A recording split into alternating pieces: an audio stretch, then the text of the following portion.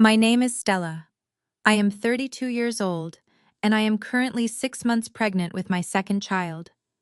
I work as a director of mergers and acquisitions at one of the top private equity firms in Chicago. A detail. My husband somehow always conveniently forgets when his ego takes the wheel. Yesterday I called my husband Jason to ask what time we should come over for the family holiday dinner. My 5-year-old son Leo leaned into the phone and whispered, "Will Grandma like the Christmas card?" I made her. Jason went dead quiet on the other end of the line. Before he could speak, his mother Barbara snatched the receiver. "We already did Christmas yesterday without you," she snapped. "Your kind does not fit our family aesthetic anyway." Then I heard Jason chime in the background, his voice dripping with annoyance. "Honestly, it was better without you three anyway. He meant me, Leo, and our unborn baby." I did not scream or cry. I simply took a deep breath, looked at my sweet boy and said, "Good to know. By the way, Jason, do you remember what I am signing right after the holidays?" The cruel laughter coming from Barbara instantly stopped. Jason stammered, asking what I meant, assuming I was talking about divorce papers. I just hung up the phone. Before I continue this story, let me know where you are watching from in the comments below. Hit like and subscribe if you have ever had to stand up to a toxic family who completely underestimated your power. Growing up, I learned quickly that actions speak louder than empty threats. Jason and his mother always believed I was just a quiet, supportive wife who handled the household while he built his tech startup. He paraded around Chicago acting like a self-made billionaire genius, completely blind to the fact that my anonymous seed money was the only reason his company survived its first year. I never threw my wealth in his face because I wanted a partnership, not a power struggle. But hearing him dismiss our son and his unborn child just to appease his elitist mother shattered the last remaining illusion I held about our marriage. I looked down at Leo, whose bottom lip was quivering. He held a piece of green construction paper covered in glitter and uneven crayon letters, spelling out "Merry Christmas, Grandma." "Go grab your heaviest winter coat, buddy," I told him, keeping my voice bright and steady. "We are going to have our own luxury Christmas adventure." His eyes lit up, the rejection momentarily forgotten as he ran upstairs. Once he was out of ear, the warm, motherly smile dropped from my face, replaced by the cold, calculating precision I used to dismantle failing corporations in boardrooms. I walked over to the kitchen island, opened my laptop, and logged into my secure banking portal. Jason was not at his mother's house in the suburbs. He had told me he was going on a mandatory solo networking ski trip in Aspen for the weekend, claiming he needed to woo some major investors for a buyout. He had promised to fly back early Christmas morning to celebrate with us. The fact that he was at a family party yesterday, perfectly fine with excluding us, meant the Aspen trip was entirely funded by the joint platinum credit cards linked directly to my personal accounts. He loved flashing that heavy metal card around his tech friends, pretending the unlimited balance was the fruit of his startup labor. My fingers flew across the keyboard. With 3 simple clicks, I locked the primary account. Then I froze the secondary business lines. I watched the screen as the status indicators turned from active to suspended. It took less than 40 seconds to sever his financial lifeline. I did not shed a single tear for the man I had loved for 7 years. Grief would have been a waste of energy. Instead, I felt a sharp, thrilling surge of adrenaline. If they wanted to play games with my family, I was going to rewrite the rules entirely. I walked over to the living room bar cart and poured myself a tall glass of sparkling apple cider. I carried it back to the kitchen just as my phone began to vibrate violently on the marble countertop. The caller ID flashed Jason's name. I let it ring out. 5 seconds later, a barrage of text messages started flooding the screen. "Stella, call me back right now. Why is the card declining? I am at the table with the investors. This is humiliating. Fix this immediately." I leaned against the counter and watched the messages roll in, each one more frantic than the last. He was currently sitting in a 5-star restaurant in Aspen, surrounded by people he was desperate to impress, staring at a bill he suddenly could not pay. His mother was not there to bail him out of this one. Another message popped up. "You are a controlling pregnant psycho. Unlock the card or I swear I am coming home right now to pack my things." I thought this was just a petty wife throwing a tantrum. He thought I was trying to ruin his business trip out of jealousy. He had absolutely no idea that his entire world was about to collapse. I picked up my phone, reading his insults with a detached amusement. I did not type a response. I did not try to explain myself or demand an apology for how he treated Leo. Instead, I simply dropped my phone directly into the glass of sparkling cider. The screen flickered, bubbled, and went completely black. "Mom, I am ready," Leo called out, bounding down the stairs in his oversized puffy coat and a bright red beanie. He had left the glittery card on his bed. He ran up and hugged my legs. "Are we going to see Santa?" "We are going to do whatever you want today," I said, grabbing my car keys and my designer handbag. We stepped out into the freezing Chicago air, leaving the dead phone and the dead marriage behind us. The holiday had just begun, and Jason was about to learn exactly what happens when you tell a woman who owns your entire life that you are better off without her. 2 hours after I walked out of that house with Leo, I bought him a towering hot chocolate at a downtown cafe and watched him happily examine the new coloring books I picked up for him. My new burner phone sat on the table. I knew Jason would find a way to reach me, and right on schedule the device buzzed with an unknown number. I swiped to answer and put it on a low speaker setting, holding it close to my ear. Jason did not even pause for a greeting. "You controlling pregnant psycho," his voice hissed through the speaker, vibrating with a level of rage I rarely heard from him. "Do you have any idea what you just did? I am sitting at a table at the Caribou Club with 3 of the biggest tech developers in Silicon Valley. The waiter just came over and loudly announced that my card was declined.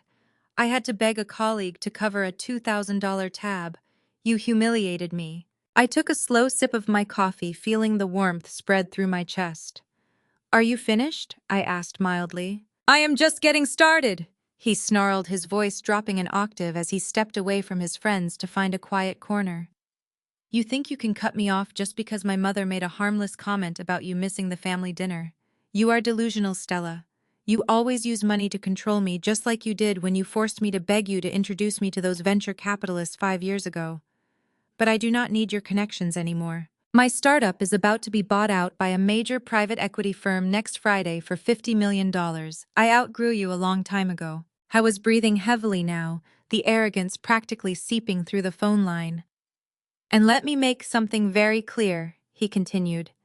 "If you do not turn those cards back on right now, I am flying home, filing for divorce, and taking full custody of Leo. Do not think for a second I will not use your medical records against you. I kept every file from your postpartum depression phase 5 years ago. I will show the judge you are completely unstable and mentally unfit to raise a child. You will be left with absolutely nothing." The audacity of his threat hung in the air. He was willing to weaponize my darkest, most vulnerable moments, a temporary chemical imbalance I suffered after giving birth to his son, just to keep his access to my bank accounts. I looked over at O, who was happily coloring a picture of a snowman. Then I spoke into the phone, my voice dropping to a terrifying calm. "Bring your best lawyers, Jason. You are going to need them." I hung up the phone and blocked the number. The sheer delusion of a man who believed his impending $50 million buyout made him a god was almost comical. He truly believed he had built his tech empire entirely on his own merit, completely forgetting the anonymous seed funding I had routed through a shell company to keep his business from going bankrupt during its first year. I owned 60% of his company, a detail he had arrogantly overlooked because he never bothered to read the fine print of the original investor contracts. After finishing our hot chocolate, Leo and I headed back to our house. The moment we pulled into the driveway, I noticed a sleek black sedan parked out front. Standing on the porch, wrapped in a thick wool coat and looking absolutely furious, was Kendra. Kendra was my sister-in-law, married to Jason's older brother David. She was also a brilliant, razor-sharp civil rights lawyer who took zero nonsense from anyone. As an African-American woman who had built her own highly successful legal practice from scratch, she had always seen right through Barbara's elitist, manipulative behavior. Kendra and I had formed a quiet alliance over the years, silently supporting each other through the suffocating family dinners and the endless passive-aggressive remarks. I unbuckled Leo from his car seat and walked up the driveway. Kendra did not offer a polite holiday greeting. Her eyes locked onto mine, fierce and unyielding. I did not go to Barbara's fake Christmas party either, she said, her voice sharp enough to cut glass. David and I stayed home. I tried to call you yesterday, but your phone went straight to voicemail. I had a slight accident with some sparkling cider, I replied smoothly, unlocking the front door and ushering them inside. Leo ran straight to the living room to watch cartoons while Kendra followed me into the kitchen. She looked around the pristine space, her jaw set tight. I know you think Jason is in Aspen trying to secure a buyout for his company, Kendra said, pulling a thick manila folder from her designer tote bag and slapping it down on my kitchen island.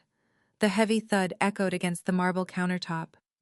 But he is not networking with tech developers, Stella. I stopped taking off my coat and stared at the folder. What is this? I asked. Kendra crossed her arms over her chest. When I noticed Barbara treating Leo coldly last month, making snide comments about how he did not look like a real part of the family, my lawyer instincts kicked in. I hired a private investigator to follow Jason and see what Barbara was really covering up. She pushed the folder closer to me. Jason is not in Aspen for business. He is there with his mistress, a 26-year-old named Brittany. And that is not even the worst part. Barbara orchestrated the entire thing. She actively encouraged the affair because she thinks Brittany is a better fit for their family aesthetic.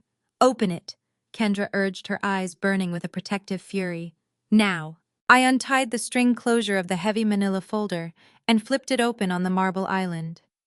A stack of high-resolution 8x10 photographs spilled out, glossy and painfully clear. The top photo showed Jason at a luxury ski lodge, but he was not wearing his networking suit. I was dressed in casual winter gear, holding a laughing toddler in his arms. Standing right next to him, leaning her head on his shoulder, was a young blonde woman, Brittany. And standing on the other side of the toddler, holding a brightly wrapped Christmas present, was Barbara. They looked like a perfect happy family. My hands did not shake as I sifted through the rest of the pictures. There was Jason kissing Brittany outside a boutique, Barbara walking through a park with the 2-year-old boy buying him ice cream, Jason and Brittany loading skis onto the roof of an SUV. Every single image was a dagger meant to destroy my marriage, but instead, they just fueled a cold, calculating fire inside my chest. I looked up at Kendra, who was watching me closely, probably expecting me to break down. Instead, I just felt a profound sense of clarity. How long have you known? I asked, my voice completely steady. Kendra let out a long breath. About 3 weeks. It started around Thanksgiving. We were all at Barbara's house, and I noticed how she kept brushing Leo away whenever he tried to show her his drawings. She kept complaining that Leo was too quiet, too serious, that he did not have the energetic spark of a real boy. Later that same day, I caught her on the phone in the guest bedroom. She was cooing and making kissing noises, promising someone named Little Man that Grandma was going to bring him a massive toy train set for Christmas. I knew she did not mean Leo and my nephews are all in high school. Kendra pointed to the photos on the counter. I knew Barbara was toxic, but I also know a cover-up when I see one. So I hired a private investigator using my firm resources. It took him less than a week to uncover this entire alternate reality Jason has been funding. Brittany is a former marketing assistant he met 3 years ago. The boy is 2. Do the math, Stella. He has been maintaining a second family right under your nose, and Barbara has been actively participating in it. She prefers them. She thinks Brittany is more compliant, more fitting for the wealthy tech aesthetic Jason is trying to project. I stared at the image of Barbara, smiling at the little boy. She had shunned her own legitimate grandson just yesterday, telling him he did not fit her aesthetic, all while she was showering her son, illegitimate child, with affection. It was a level of betrayal that went beyond a simple affair. This was a coordinated familial conspiracy to replace me and Leo entirely. Kendra stepped closer, placing her hands firmly on the counter. Listen to me, Stella. I am stepping in as your legal counsel, effective immediately, and I am doing it entirely pro bono. I have already drafted a preliminary divorce strategy. We are going to lock down every single asset. We are going to petition for full custody of Leo. I will personally make sure Jason is legally obligated to pay maximum child support, and we will bleed him dry in court for emotional distress and dissipation of marital assets. He wants to play games with my nephew. He is going to learn exactly why I have a perfect win rate in court. I looked at my fierce sister-in-law, feeling a deep wave of gratitude. Having Kendra on my side was like bringing a tactical nuke to a knife fight. She was brilliant, relentless, and completely immune to the manipulative tactics Barbara and Jason used on the rest of the family. "Thank you, Kendra," I said smoothly, gathering the photographs and tapping them into a neat stack. "I appreciate the legal shield. We will absolutely proceed with the divorce and the custody filings. I want complete control over Leo's future, and I want Jason removed from our personal lives immediately." I walked around the kitchen island and pulled my laptop from my work bag, setting it down next to the evidence folder. But divorce court is just the appetizer, Kendra. I do not just want to take half of what he has. I want to dismantle his entire sense of reality. Kendra raised an eyebrow, a slow smile spreading across her face. "I am listening." I opened my laptop and bypassed the initial security screens, logging into my firm, highly classified corporate server. I brought up a massive financial dossier that had been my primary focus for the last 2 months. I turned the screen so Kendra could see the charts, the valuations, and the legal acquisition frameworks. "Jason has been calling me all morning, bragging about how he has outgrown me," I explained, my voice dropping into the authoritative tone I used to command boardrooms. "He thinks he is a tech god because a massive private equity firm is buying out his startup next Friday for $50 million. He is planning to dump me, take his fortune, and start a new billionaire life with Brittany and Barbara." Kendra looked at the screen, reading the headers of the documents. Her eyes widened as she connected the dots. "Stella, is this his company file?" I nodded, resting my hands on the cool marble counter. "He is a fool who never reads the fine print. He does not know my firm is the buyer. He does not know I orchestrated the initial seed funding that kept him afloat, which means I secretly hold a 60% majority stake in his little empire. And most importantly, he has absolutely no idea I am the lead auditor for this entire corporate acquisition." Kendra stared at the screen, her sharp eyes scanning the valuation charts and the acquisition framework I had meticulously built over the past 8 weeks. A low, appreciative whistle escaped her lips as the magnitude of my leverage finally registered. "You built his company," she murmured, "and now you are the one deciding its final price tag." I closed the laptop with a crisp snap. "Exactly.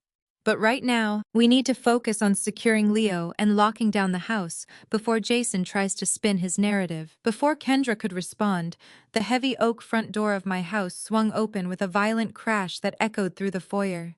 Heavy footsteps pounded against the hardwood floor. Jason had not waited in Aspen.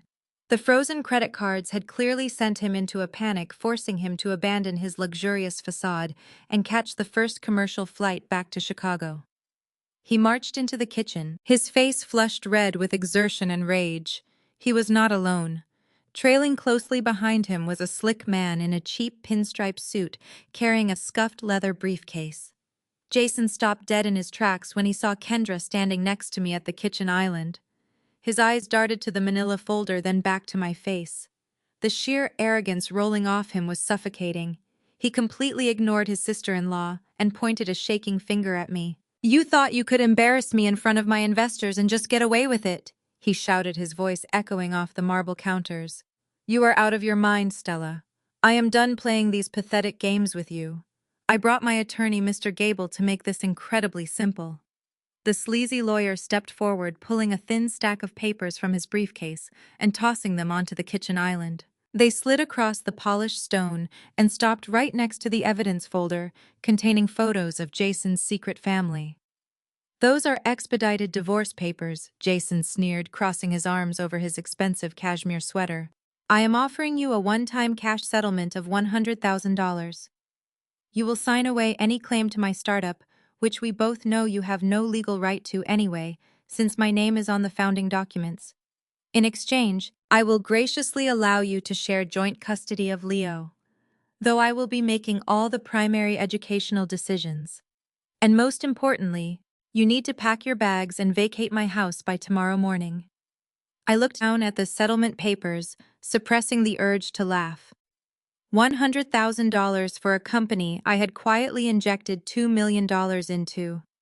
A company that was supposedly selling for $50 million next Friday. His greed was blinding him to his own vulnerability. Before I could speak, Kendra picked up the divorce papers. She skimmed the first page, her expression shifting into a mask of pure professional disdain. She dropped the papers back onto the counter as if they were covered in a toxic substance. "You must have hit your head on the ski slopes," Jason Kendra said, her voice dripping with lethal authority. "Or perhaps Mr. Gable here got his law degree out of a cereal box. You cannot evict Stella from this property. You do not own it." Jason scoffed, rolling his eyes at his older brother's wife. "Do not get involved in this, Kendra. I pay the mortgage out of my business account. This is my house. I am the man providing for this family." "Actually," Kendra replied, stepping squarely between me and Jason, "you pay rent. This property is owned by a private limited liability company. That company is solely registered to Stella, purchased with her independent assets before you even legally married. Under Illinois property law, you have zero equity in this estate. You are nothing more than a month-to-month tenant, and quite frankly, you are a terrible one." Mr. Gable snatched the papers back, whispering furiously into Jason's ear. I watched the color drain from my husband's face as the reality of his situation began to fracture his massive ego. He had always assumed my quiet nature meant I was oblivious to financial protections. He had mistaken my silence for submission. Jason shoved his lawyer aside and took a step toward me, his nostrils flaring. "Fine," he spat, pointing at my stomach. "Keep the house. I do not care. I am about to be a billionaire anyway. I am upgrading my life, and you are socially unfit for the circles I am entering. You are boring, Stella. You are obsessed with your spreadsheets and your quiet little life. You do not fit my new aesthetic." He leaned closer, his voice dropping into a vicious, threatening whisper. "I am giving you 24 hours to get out of my sight. If you try to fight me on the startup equity, or if you try to keep Leo away from me, I will leak your medical files to the press and the courts. I have every single document from your postpartum depression. I will tell the judge you are unstable, dangerous, and mentally unfit to raise a child. I will destroy your reputation and take my son." The room went completely silent. Kendra tensed, ready to rip him apart legally and verbally, but I raised a hand, stopping her. I looked Jason dead in the eyes. I did not raise my voice. I did not show an ounce of fear. "I understand," I said calmly. "I will be out by tomorrow. But I am taking what is mine." Jason sneered, a triumphant, mocking smile spreading across his face. "Take your cheap clothes and your boring books, Stella. I do not care. Just have your bags packed and be gone." He turned around and stormed out of the kitchen, slamming the heavy oak front door shut with a loud and dramatic final thud. The moment the front door rattled in its frame from his theatrical exit, Kendra and I locked eyes. The air in the kitchen, previously thick with Jason's suffocating arrogance, instantly cleared. A slow, razor-sharp smile spread across Kendra's face. She pulled her phone from her pocket and tapped the screen. "I will call the movers," she said, her voice brimming with anticipation. "I know a premium relocation firm that specializes in high-net-worth emergency extractions. They can have a team of 20 men here in less than an hour." I nodded, matching her fierce energy. "Tell them to bring their largest trucks. I want this place stripped down to the bare drywall." Jason assumed I was going to pack a few suitcases, cry myself to sleep, and quietly slip out the back door. He forgot that over the last 7 years, I was the one who curated, purchased, and legally secured every single item of value in our shared life. He thought he was a king, but he was just a small man living in a castle I built. The moving crew arrived with military precision.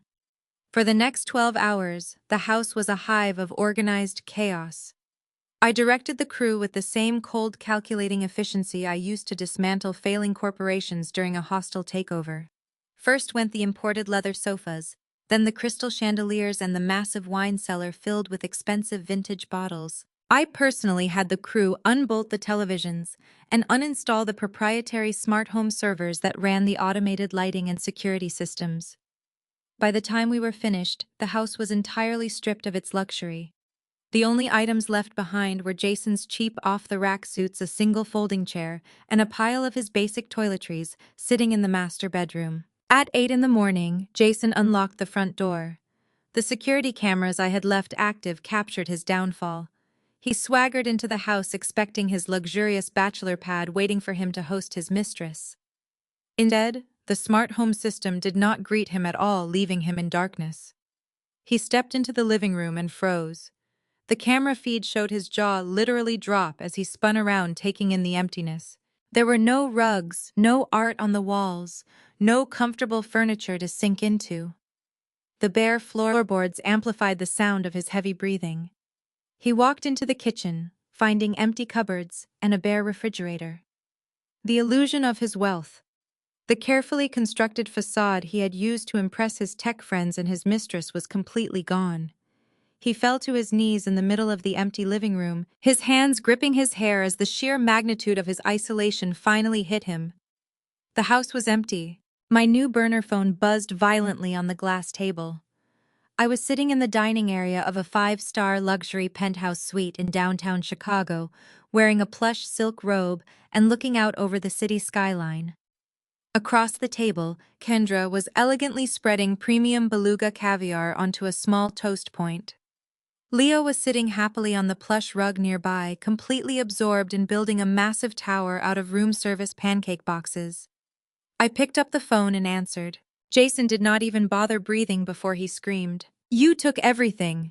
His voice cracked, echoing wildly through the empty house on his end of the line. "The furniture, the televisions, the wine. You even took the internet routers. You are a thief, Stella. I am calling the police right now." I took a delicate bite of my caviar, savoring the rich, salty flavor. "You cannot steal what you already legally own." "Jason," I replied coolly. "You explicitly told me to pack my bags and take what was mine. I simply followed your instructions to the letter. Every single item removed from that property was purchased exclusively from my private accounts. I left your suits and your shaving cream. I suggest you enjoy them." "You are going to pay for this!" he roared, his voice breaking into a hysterical sob. "When my $50 million buyout clears on Friday, I am going to buy new furniture. Better furniture. And I am going to make sure you never see a dime of it." I smiled at Kendra, who raised her champagne flute. Happy decorating Jason. I hung up the phone and tossed it onto the table. Let him sit in his empty house and dream about his imaginary fortune. Before I could take another bite, the phone chimed with a new notification. It was a voice message from a number I recognized instantly. Barbara. She must have been with Jason, feeding off his panic, but entirely too stubborn to accept defeat. I pressed play and put the message on speaker for Kendra to hear. "You might think you are very clever taking the furniture," Barbara sneered through the speaker, her voice dripping with absolute venom. "But my son is taking your dignity. You are a bitter, empty woman who could not keep a man. I am taking Brit to Leo Private Kindergarten tomorrow morning. I am going to introduce her to all the teachers and all those wealthy mothers.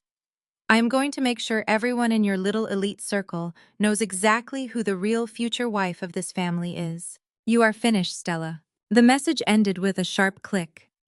Kendra set her champagne glass down, her eyes narrowing into a sharp, predatory glare. "She wants to play games at the kindergarten," Kendra asked softly. I wiped my mouth with a napkin and looked out at the Chicago skyline, feeling the familiar, thrilling rush of an impending corporate slaughter. "Let her bring her to school," I said, my voice dropping to a whisper. "Tomorrow, Barbara is going to learn that playing games with me is the fastest way to lose everything." The next morning, the crisp Chicago air carried a sharp bite as I parked my car in the circular driveway of Leo Elite Private Kindergarten. The academy was a fortress of privilege, attended exclusively by children of executive surgeons and old money heirs. The drop-off routine was highly social, serving as a daily networking event for the mothers who managed the city top philanthropic boards. I always played the role of the quiet, observant working mother, politely exchanging pleasantries while keeping my corporate power carefully concealed. Today I was wearing a tailored charcoal wool coat over a pristine white silk blouse, projecting an aura of absolute unbothered calm. I walked Leo to his classroom door, kissing his forehead, and watching him run inside to join his friends. As I turned back toward the main lobby, the heavy glass doors swung open, and the unmistakable sound of Barbara's shrill voice echoed across the marble floor. She marched into the private academy like she owned it, her chin tipped up in a display of unearned superiority. Walking right beside her, linking arms in a sickening display of solidarity, was Brittany. Jason's young mistress looked entirely out of place in this environment, dressed in a loud, flashy designer outfit that screamed of newly acquired unstable wealth. But what caught my eye immediately was the jewelry resting against Brittany's collarbone. It was a distinctive platinum pendant with a teardrop diamond. It was my necklace, the very same necklace that had mysteriously vanished from my jewelry box 2 months ago. Jason had sworn the cleaning service must have misplaced it. Barbara spotted me standing near the reception desk. A malicious, triumphant gleam lit up her eyes. She intentionally raised her voice, ensuring that the half-dozen wealthy mothers mingling nearby turned to watch the spectacle. Stella. Barbara called out, her voice dripping with venomous joy. I am so glad we caught you before you slinked off to whatever little job you do. I want you to officially meet Brittany. She is the woman who actually knows how to treat my son with the respect he deserves. She is going to make a wonderful stepmother to Leo once the custody papers are signed. A gasp rippled through the lobby. The other mothers, women who commanded immense social power and despised public tackiness above all else, froze. Barbara expected them to rally behind her, assuming my impending divorce made me a social pariah. She had fundamentally miscalculated the hierarchy of this room. These women respected quiet dignity. They loathed messy public infidelity. I did not flinch. I did not raise my voice or show a single ounce of humiliation. I simply stood my ground and allowed the silence to stretch, forcing Barbara and Brittany to bask in the awkward, suffocating tension they had just created. I slowly looked Brittany up and down, letting my cold gaze linger deliberately on the diamond pendant resting directly against her chest. Hello, Brittany, I said calmly, my voice perfectly smooth and impeccably polite. That is a very striking necklace you are wearing. Jason has such predictable taste. I hope he managed to negotiate a good price when he bought it back from the pawnbroker on West Belmont Avenue. He pawned it for quick cash last year when his startup was failing, and I suppose he decided it was cheaper to retrieve a stolen piece of my old jewelry than to buy his mistress something new. Brittany's face went chalk white. Her hand flew up to clutch the diamond pendant, as if it had suddenly burned her skin. She looked at Barbara in sheer panic, the illusion of her luxurious new life cracking instantly. The surrounding mothers let out low, unified murmurs of absolute disgust. Hand-me-down pawn-shop jewelry given to a mistress was the ultimate social crime in their world. In less than 10 seconds, my quiet revelation had completely obliterated any remaining shred of social standing Barbara thought she possessed. The women who previously tolerated her at school functions actively turned their backs, forming a physical barrier of exclusion. The brutal social execution was incredibly swift, utterly silent, and entirely absolute. Barbara's face instantly flushed a very deep, violently mottled red. She realized she had walked into a trap of her own making, humiliated in front of the exact audience she had wanted to impress. "You are lying," Barbara sputtered, pointing a shaking finger at me. "You are just a bitter, jealous woman trying to ruin my son's happiness because he finally realized how worthless you are. You have nothing without him. He is a genius who is about to be worth millions, and you are just a stepping stone he finally kicked away." I took a slow, deliberate step toward her, invading her personal space. The scent of her heavy, outdated perfume filled the air, but I did not blink. I leaned in close, ensuring my voice was low enough that only she and Brittany could hear the lethal promise in my words. "You should spend less time worrying about my worth and more time checking your mailbox." "Barbara," I whispered smoothly, "your landlord just terminated your lease this morning. You have exactly 30 days to pack your things and vacate the premises." Barbara let out a harsh, barking laugh, desperately trying to recover her shattered bravado. She threw her heavy head back, looking directly at me with pure, unfiltered contempt. "You really are delusional, Stella. You cannot terminate my lease. Jason pays my rent every single month. He handles the property management directly. You have absolutely no power over where I live." I smiled. It was a cold, bright expression that sent a visible shiver down her spine. I tilted my head, looking at the woman who had spent 7 years making me feel small and delivered the final blow. "Jason's name is on the check," I agreed softly. "But my name is on the deed to your building." The color drained from Barbara's face. She opened her mouth to speak, but no words came out. The humiliation of being outplayed in front of Chicago elite society was setting in. Brittany, sensing the shift, grabbed Barbara's arm and dragged her towards the exit. The glass doors swung shut behind them, sealing their social exile. I turned, offered a polite smile to the remaining mothers, and walked back to my car, feeling the crisp morning air clear the toxicity from my lungs. 40 minutes later, Barbara arrived at the high-rise building where she lived rent-free for 3 years. She marched through the marble lobby, ignoring the concierge. She rode the elevator to the 14th floor, her mind racing with ways to spin this disaster to Jason. As she rounded the corner of the hallway, her frantic pacing came to an abrupt halt. Taped directly to the center of her heavy mahogany front door was a bright legal document. It was a formal notice of eviction. Kendra had moved with astonishing speed. Operating as the legal representative for my property management company, she personally oversaw the delivery of the document earlier that morning. The notice was not just a standard eviction. It cited a highly specific moral turpitude clause written into the original residential agreement, a clause I insisted upon years ago to protect the building reputation. Because Jason was technically subletting the unit to his mother, and because he was currently embroiled in a documented extramarital affair, bringing public disrepute to the property owner, the lease was rendered null and void. Barbara had exactly 30 days to pack her clothes and snobbish attitudes and vacate the premises permanently. Barbara ripped the paper from the door, her hands shaking violently as she read the legal jargon. She immediately pulled out her phone and called her son. I was sitting at my desk in my downtown corporate office when my personal inbox pinged with a high-priority email from Jason. He bypassed calling, likely knowing I blocked his number, and resorted to a written barrage of threats. The subject line was written in all capital letters, demanding immediate action. I opened the email and read it with complete detachment. "Stella, you have lost your mind," the message began. "My mother called me in hysterics because there is an eviction notice on her door. You cannot do this. I am the CEO of a multi-million-dollar tech company, and I will not let you treat my family like trash. You will contact your property manager and reinstate that lease right now, or I swear I will make our divorce the most painful, humiliating public spectacle you have ever seen. I will bury you in legal fees. I will take Leo and make sure you are left with absolutely nothing. Fix this today." I did not reply. I did not even forward it to Kendra yet. Replying would validate his delusion that he still held any power over me. Let him sit in his empty house fuming over an eviction. He could not stop while he continued to believe his impending $50 million buyout would save him. He was relying on a golden parachute locked inside my briefcase. I pushed the email aside and focused my attention on the massive monitors dominating my desk. As the director of mergers and acquisitions, I had an entire team of forensic accountants at my disposal.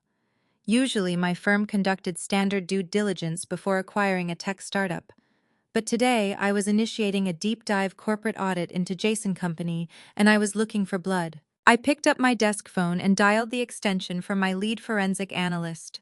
"I need a comprehensive line-by-line audit of the target acquisition," I instructed, keeping my voice purely professional. "Scrub every expense report, cross-reference every vendor invoice, and trace the origin of every wire transfer made by the CEO over the past 36 months. I want to know where every single cent is currently sitting." For the next 4 hours, the corporate machinery of my firm churned through Jason's startup. He had built a slick software platform, but his administrative protocols were notoriously sloppy. He hated dealing with the numbers, preferring to play the visionary leader while delegating the actual accounting to underpaid junior staff. He assumed no one would look too closely at the books, as long as the revenue projections kept climbing. Late in the afternoon, my office door opened, and my lead analyst walked in, looking unusually grim. He placed an encrypted tablet on my desk and tapped the screen to unlock it. "We found something massive," he said quietly, ensuring the door was firmly closed behind him. I looked at the bright screen, my eyes scanning the heavily highlighted financial anomalies. "What exactly am I looking at right now?" I asked, tracing a series of recurring wire transfers that had been cleverly disguised as payments to an overseas software consulting firm. The analyst pointed to the destination routing numbers on the screen. "The CEO has been filtering company revenue through dummy vendor invoices," he explained. The money is being routed into an anomalous offshore account registered in the Cayman Islands. He has been systematically siphoning funds away from investors for 2.5 years. I leaned forward, my heart beating with a cold, steady rhythm as I read the total diverted amount, $2.4 million. Jason had not just been cheating on me emotionally. He had been stealing millions from his own company to secretly fund Brittany lavish lifestyle buying, her designer clothes, luxury vacations, and expensive jewelry, while pretending to be a brilliant self-made entrepreneur. I looked up at my analyst, a lethal smile touching the corners of my mouth. "Thank you," I said softly. "Keep this file strictly confidential. My husband was no longer just a cheating narcissist facing a divorce. He was an embezzler sitting right in the crosshairs of a federal crime, 30 miles away from my headquarters." Jason was oblivious to the financial guillotine suspended directly over his neck. He paced inside the glass-walled conference room of his startup, acting like a king surveying his territory. He rented an expensive loft space in the West Loop, outfitting the office with espresso machines and neon signs to project the image of a successful visionary. In reality, the operation was bleeding cash, propped up only by stolen funds he funneled into offshore accounts and the anonymous seed money I provided. Jason stopped pacing and slammed his hands down on the sleek conference table, leaning forward to intimidate his two nervous business partners, Ian and Cole. The two men were looking at their laptops with pale, strained faces. The recent turbulence in Jason's personal life had not gone unnoticed. Rumors of his sudden hotel stay, the abrupt loss of his luxury suburban home, and whispers of a messy impending divorce were starting to circulate through the office. Ian adjusted his collar and asked Jason directly if the personal drama was going to jeopardize the impending $50 million acquisition. Jason let out a loud laugh, pushing himself away from the table. He straightened his expensive suit jacket and flashed his signature arrogant smile. He told his partners they were acting like paranoid amateurs. He assured them private equity firms only cared about revenue projections, not who the chief executive officer was divorcing. He confidently declared his personal life was entirely separate from the corporate valuation. He bragged the buyers were begging to hand over $50 million because his software platform was going to revolutionize the market.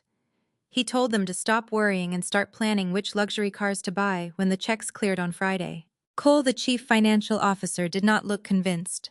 He pushed his laptop across the table toward Jason, pointing at a freshly delivered corporate email sitting in his inbox. The message bore the official intimidating letterhead of my private equity firm. Cole explained the acquiring firm had just sent an addendum to the final purchase agreement. The email stated a mandatory executive protocol had been triggered late yesterday afternoon. Instead of doing a standard digital signature process, the acquiring firm was dispatching a special director of mergers and acquisitions to personally oversee the final contract execution on Friday. Ian panicked immediately, asking if this meant they were facing a last-minute audit. He questioned why a top-tier director would need to be physically present to watch them sign papers, unless something was severely wrong with their disclosures. Jason stared at the email, scanning the corporate jargon. For a fleeting second, a shadow of genuine anxiety crossed his face as he thought about the $2.4 million he had embezzled. But his massive ego quickly suffocated any rational fear. He waved his hand dismissively and shoved the laptop back toward Cole. He laughed again, calling his partners cowards. He confidently announced that a special director showing up was actually a massive compliment. He spun the narrative, instantly claiming a $50 million acquisition was a flagship deal for the private equity firm, and top executives simply wanted to shake hands with the genius who built the product. "It is just standard corporate red tape for a transaction of this magnitude," Jason boasted, his chest puffed out with unearned pride. "They want a photo opportunity with me for their quarterly newsletter. Do not let big titles intimidate you. We hold all the cards here." On Friday afternoon, we walk into their downtown skyscraper, sign the documents, and walk out as multimillionaires. I have everything completely under control. After dismissing his partner's concerns, Jason retreated to his private corner office. He closed the heavy door, shutting out the noise of his employees, and collapsed into his plush leather chair. He let out a long breath. The eviction notice on his mother door and the brutal humiliation at the kindergarten had severely damaged his pride. He needed a victory to reassert his dominance over the woman who dared to strip his house bare and challenge his authority. He pulled his phone from his pocket and opened his text thread with me. His thumbs flew across the screen as he crafted a message designed to inflict maximum emotional damage, ensuring I felt defeated and powerless against his fortune. Sitting in my corner office on the 40th floor, I watched my personal phone light up with a new message. I let it sit there while I finalized the termination clause that would legally strip Jason of every asset he thought he owned. When the legal document was perfectly secured, I picked up the device and read his words. The text message was dripping with pure malice. Signing my massive $50 million buyout this Friday, the message read. I am taking Brittany and my mother straight to a victory dinner at a Michelin star restaurant right after. Enjoy being a bitter single mom living on a strict budget. You really played yourself, Stella. I stared at the glowing screen. He was so tragically predictable. He was literally inviting his mistress and his mother to the execution chamber, unaware that the guillotine was already dropping. He was walking willingly into an elaborate corporate slaughter guided blindly by his own arrogance. I did not block his number this time. I did not ignore the message. I wanted him to feel a false sense of security, a fleeting moment of triumph that would make his crash exponentially more devastating. I placed my fingers on the keyboard and typed a single chillingly polite response. Congratulations on reaching the final stage of your acquisition. I will review the terms very carefully. I hit send, set the phone face down on my desk, and turned my attention back to the corporate battlefield. Friday was approaching quickly and I had an empire to destroy. I was absolutely ready for the end. Jason stared at his phone screen, expecting to see a long, desperate paragraph begging him to reconsider the divorce and the eviction. Instead, my brief, icy response stared back at him. I will review the terms carefully. He threw his phone against the leather sofa in his office, his face turning a dangerous shade of crimson. He needed me to break. He needed me to be the hysterical abandoned wife so he could feel validated in his cruelty. When I refused to play the victim, it drove him absolutely insane. If I was not going to fall apart in private, he decided he was going to break me in public. He sat at his computer and opened his professional networking accounts. He spent 30 minutes crafting a highly calculated manipulative post designed to destroy my reputation while making himself look like a tragic hero. He typed a long, fake, sympathetic message about the heavy burden of leadership and family life. He claimed his wife, referencing me, was undergoing a severe mental health crisis. He brought up my past struggle with postpartum depression, twisting the narrative to sound like an ongoing, dangerous, psychotic break. He asked his network for prayers and privacy, stating he was doing everything possible to protect his son and company from my erratic behavior. He hit publish, blasting this defamatory lie to thousands of industry professionals, investors, and mutual friends across Chicago. I thought this public humiliation would force me into hiding. He thought shame would make me surrender the house and drop the custody battle. But Jason forgot that I was not fighting this war alone. Across town, sitting in her sleek downtown law office, Kendra received a notification. She had set up dedicated alerts for all of Jason's digital footprints the moment she took my case. As soon as his post went live, her screen lit up. She read his pathetic lying words and felt a surge of pure, lethal adrenaline. Kendra did not waste a single second. She immediately took high-resolution screenshots of the post capturing the exact timestamps and metadata. She preserved the digital evidence in a secure, legally binding server, ensuring Jason could never claim his account was hacked or the message was altered. Once the evidence was locked down, she picked up her phone and began making strategic, highly calculated calls. She did not call Jason to yell at him. She called the people who held his purse strings. Kendra first contacted his primary angel investor, a man who had sunk $5 million into the startup and was desperately waiting for Friday acquisition. She introduced herself as my legal counsel and spoke with a tone of deep professional concern. She mentioned Jason's sudden erratic public behavior. She casually pointed out that a chief executive officer broadcasting sensitive, highly defamatory medical claims about his spouse on a public networking site demonstrated a severe lack of judgment and a blatant disregard for basic legal liabilities. She planted the seed perfectly, suggesting that Jason might be buckling under the pressure of the impending buyout and acting impulsively. The investor panicked. The last thing any financial backer wants to see days before a $50 million sale is their lead executive acting like a loose cannon on the internet. A liability lawsuit for defamation could completely derail the entire corporate acquisition. The investor immediately began calling the other board members, spreading the panic Kendra had masterfully ignited. While Kendra was dismantling his reputation from the outside, I was tightening the noose from the inside. Sitting at my desk, I watched the chaos unfold through updates from Kendra. It was time to squeeze him harder. I opened my secure corporate email and drafted a formal, highly confidential memorandum on my firm official letterhead. I addressed it directly to the board of directors at Jason's startup, bypassing Jason entirely. The memorandum stated that the acquiring firm had recently become aware of concerning public statements made by the chief executive officer.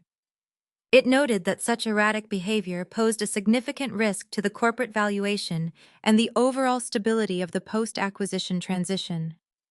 Therefore, to protect our investment, we were invoking a mandatory safety clause.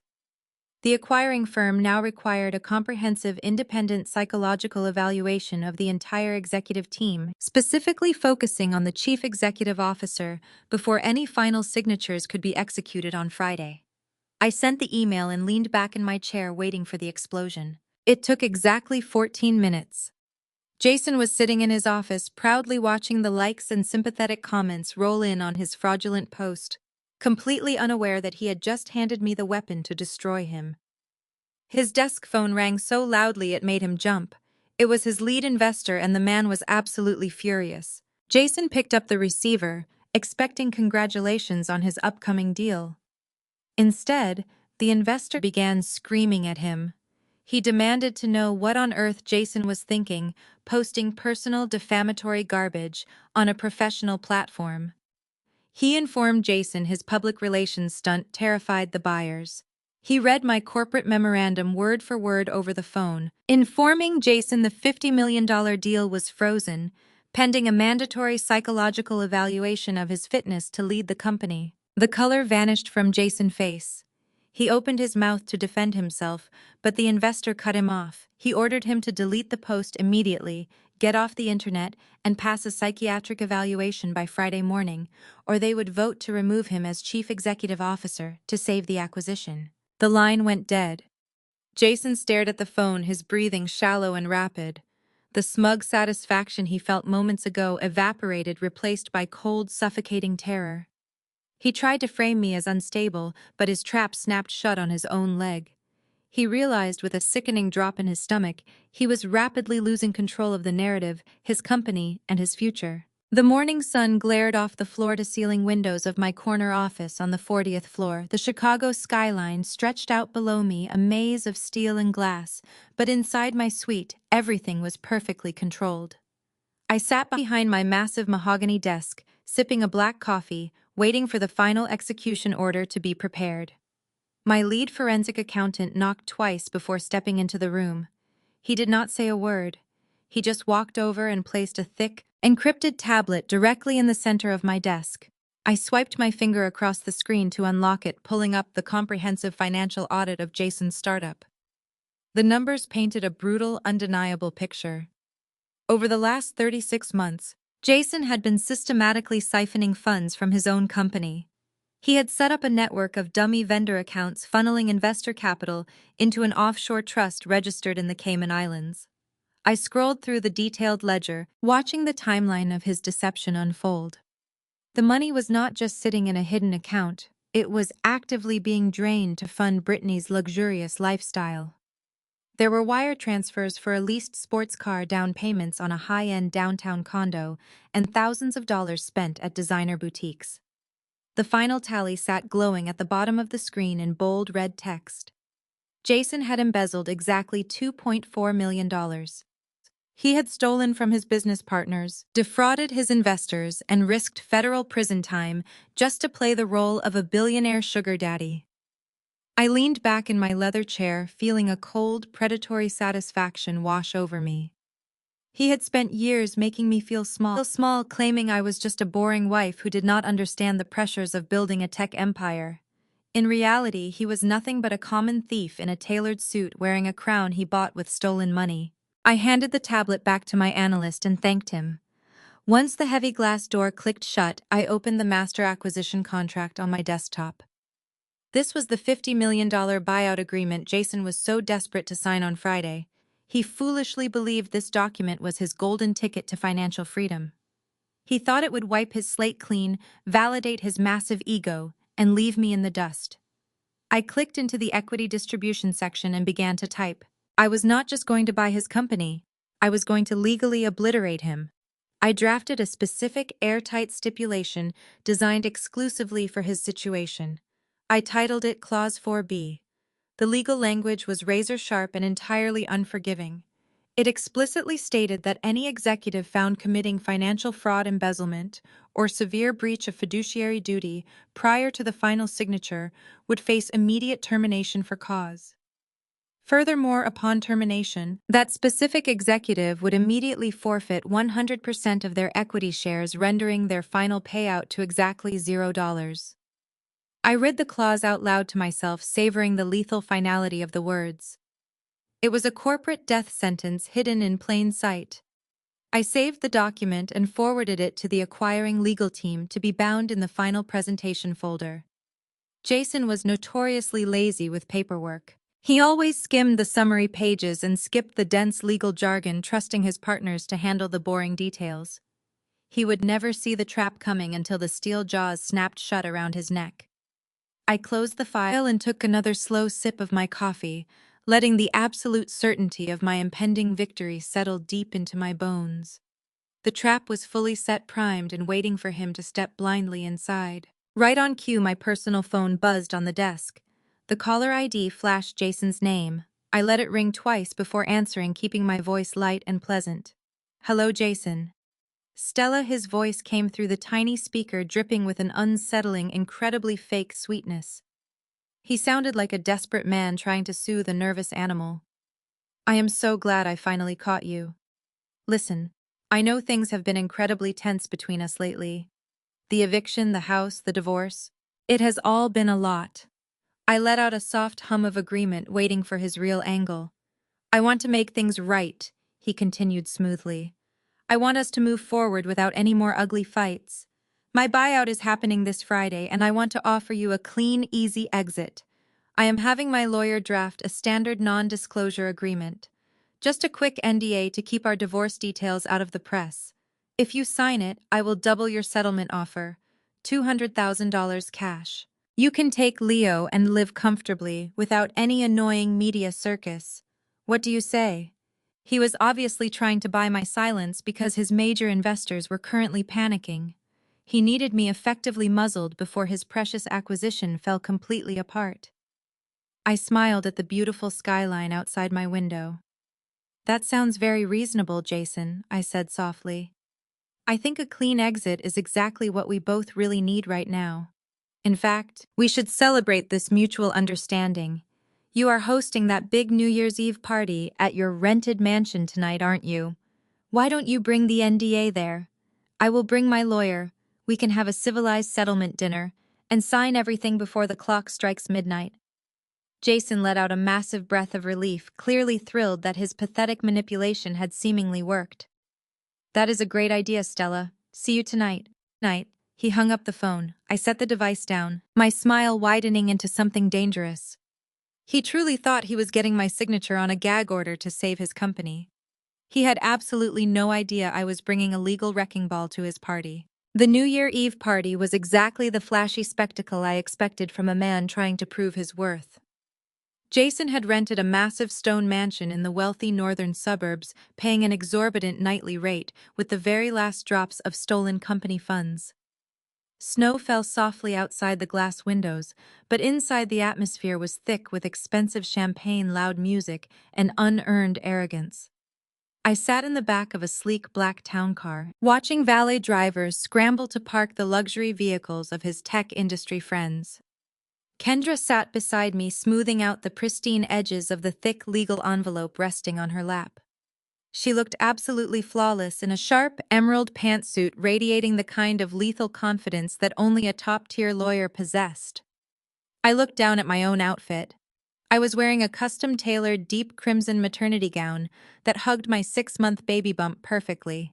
I paired it with a camel wool trench coat and vintage diamond earrings.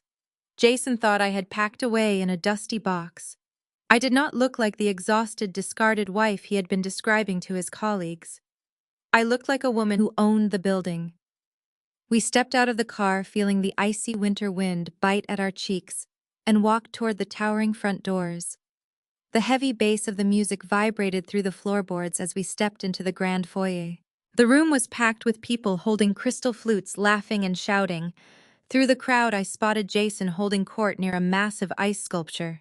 He was wearing a velvet tuxedo jacket, holding a glass of scotch, and looking incredibly smug. Standing right beside him was Brittany, draped in a sparkling silver dress, clinging to his arm like she had won the lottery. And floating through the room like a reigning queen was Barbara, wearing an ostentatious fur wrap indoors, loudly bragging about her son's impending $50 million buyout. Kendra and I did not try to blend in. We walked straight through the center of the room. The crowd naturally parted for us, sensing the heavy, undeniable shift in power. A few of Jason's business partners, including Ian and Cole, noticed me first. Their eyes widened in shock, their conversations dying instantly. The sudden silence rippled outward like a wave until the entire room grew quiet. Even the hired string quartet in the corner faltered, the music awkwardly grinding to a halt. Jason finally turned his head, a patronizing smile already plastered on his face, because he thought I was arriving as a defeated woman begging for a quiet settlement. He thought I was bringing a non-disclosure agreement to sign away my dignity in exchange for a few extra dollars. His smile vanished the second he actually processed my appearance. I stood tall, my head held high, looking absolutely radiant and entirely unbothered. Barbara dropped her champagne flute. It shattered against the polished hardwood floor, the glass breaking the heavy silence. She stared at me in pure horror, unable to comprehend how I could look so powerful after she had tried so hard to destroy me. Brittany shifted uncomfortably, her hand tightening on the strap of a bright pink designer handbag. Jason quickly tried to recover his composure, forcing a tight smile as he stepped forward to intercept me. "Stella," he said, his voice loud enough for his friends to hear, trying to project total control. "I am surprised you actually showed up. I thought you would be too embarrassed to face everyone after the breakdown you have been having. I brought the settlement papers for the non-disclosure agreement.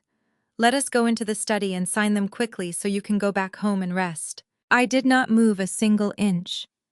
I looked at him with mild amusement. "I am not here to sign a non-disclosure agreement, Jason. I am here because you wanted a settlement, and my legal counsel has prepared our final offer." Kendra stepped forward, her heels clicking sharply against the wood floor. She did not hand him a thin, simple contract. She slammed a thick, heavy stack of bound legal documents directly onto the chest of his velvet jacket, forcing him to grab them before they hit the ground. Jason stumbled back, clutching the heavy paperwork. "What is this?" he demanded, his voice cracking slightly as he looked down at the bright red, urgent seals plastered across the front page. "That is a court-ordered subpoena for a preliminary custody hearing regarding Leo," Kendra announced, her voice carrying clearly across the silent, packed room. "But more importantly, it includes an emergency federal injunction. As of 1 hour ago, a judge granted a total financial freeze on all of your personal assets, bank accounts, and remaining credit lines due to credible allegations of severe financial misconduct. You currently have zero access to any capital." The blood drained completely from Jason's face. His eyes darted wildly across the legal text, his hands shaking so violently that the papers rustled loud enough for everyone to hear. He opened his mouth, but no sound came out.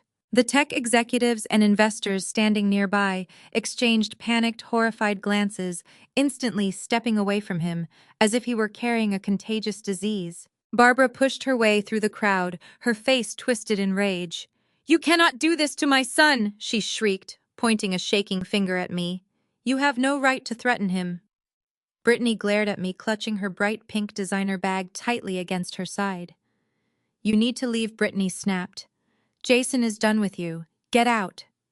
I just smiled, looking directly at the expensive handbag Brittany held.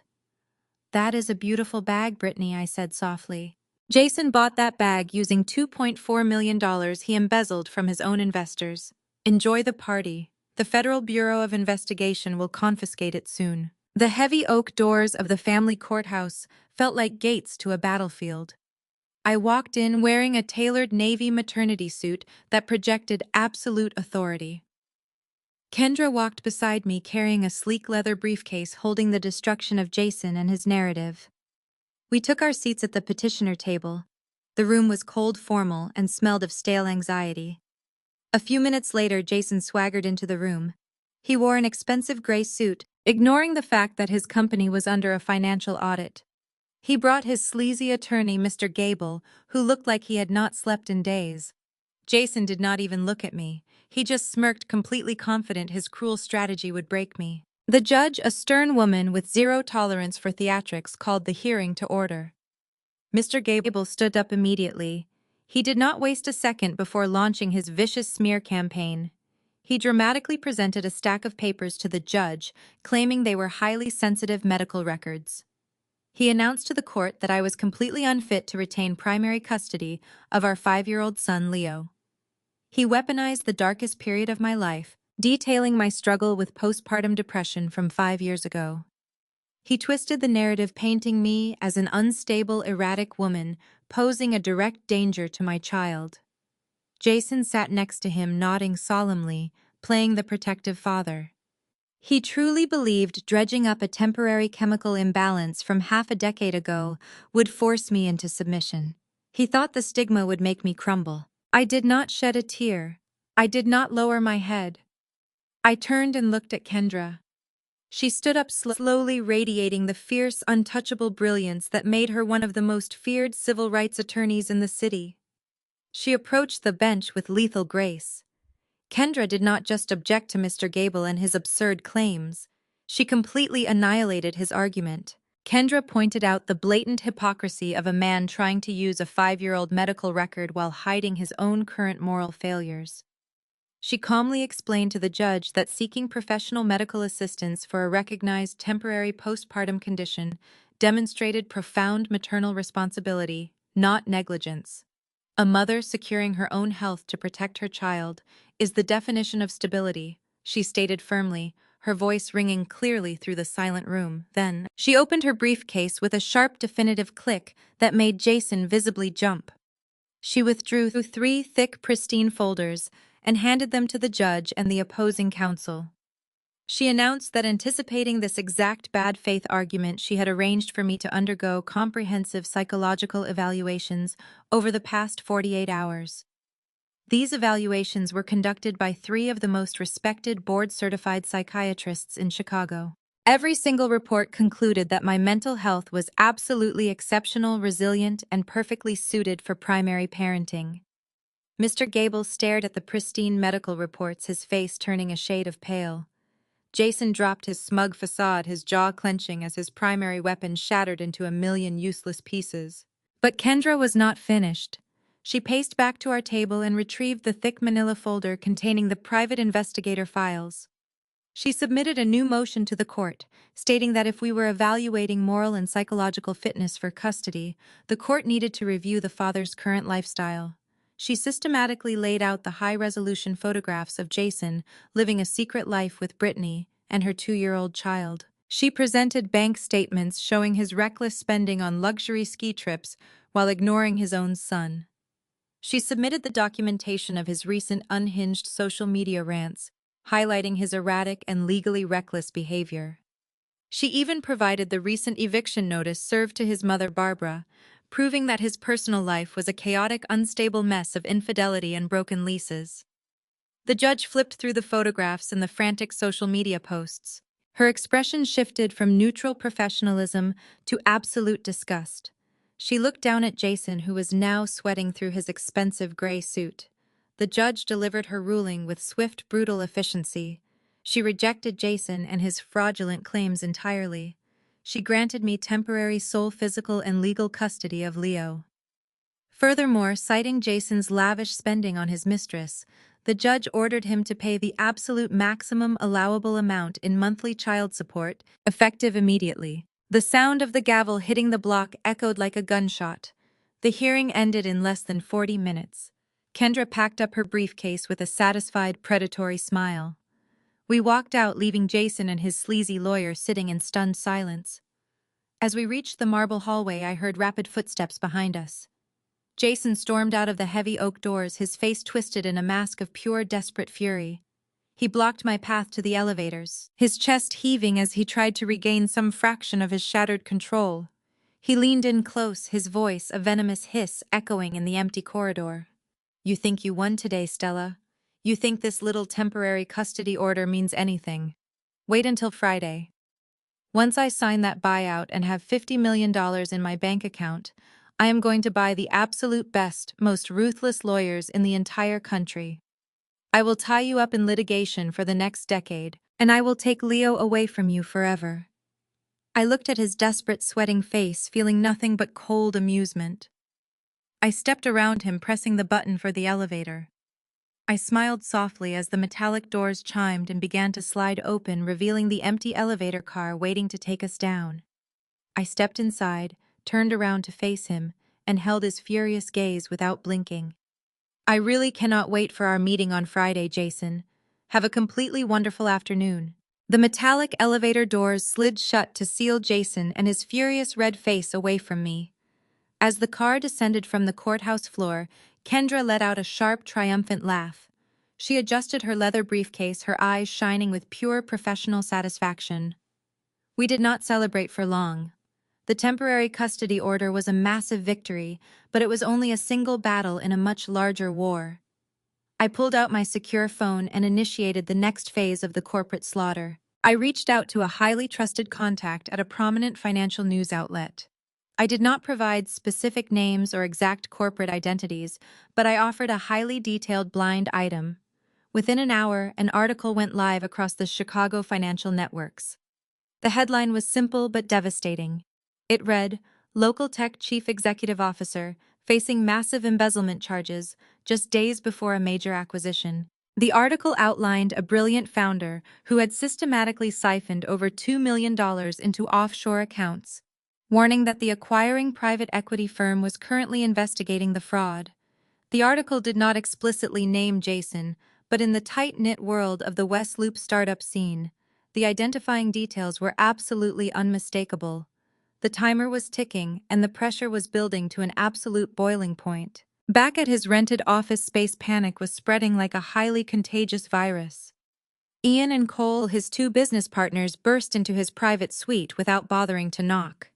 They held up their tablets displaying the damning financial article. Cole was physically trembling, demanding to know if the blind item was about their company. They had already been on edge because of the sudden psychological evaluation request from my firm. Now, reading about a multi-million-dollar embezzlement scheme days before their payout, they were terrified the entire $50 million deal was going to collapse. Jason stood behind his desk, completely cornered.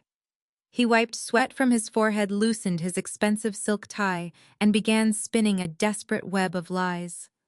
He swore on his life that the article was a complete fabrication. He told his partners that his crazy ex-wife was trying to destroy his career because she was furious about losing the custody battle that morning. He lied through his teeth, claiming I had hired a cheap public relations firm to plant fake rumors out of pure, unhinged jealousy. Jason begged them to ignore the noise. He promised them that if they just held tight and kept their mouths shut until Friday, they would all walk away as multimillionaires. He assured them the acquiring firm would see right through the fake news. Ian and Cole reluctantly backed down, but the seed of deep suspicion was firmly planted. They did not trust him anymore. The illusion of his leadership was cracking rapidly. Meanwhile, Barbara decided to take matters into her own hands. Furious about her eviction notice and watching her son slowly unravel under the pressure, she thought she could simply bully me into submission. She assumed I was still a low-level financial worker who would cower under a public confrontation. Barbara drove downtown and marched into the towering glass and steel skyscraper that housed my private equity firm. She wore a gaudy fur coat, marching to the main security desk with supreme entitlement. She slammed her hand on the polished stone counter, startling the highly professional corporate reception team. She demanded that they call down the little assistant Stella immediately. She loudly announced that she was my mother-in-law, and she was not leaving the building until I dropped my ridiculous divorce terms and reinstated her luxury apartment lease. She caused a massive scene, shouting that I was a terrible mother and bitter wife. The head of security, a towering man with zero tolerance for disruptions, calmly asked for my last name. When Barbara provided it, he typed it into the corporate directory. His expression shifted from mild annoyance to absolute rigid professionalism. He informed her that nobody by that name worked as an assistant in this building. Barbara scoffed, rolling her eyes and insisting I worked in the finance department.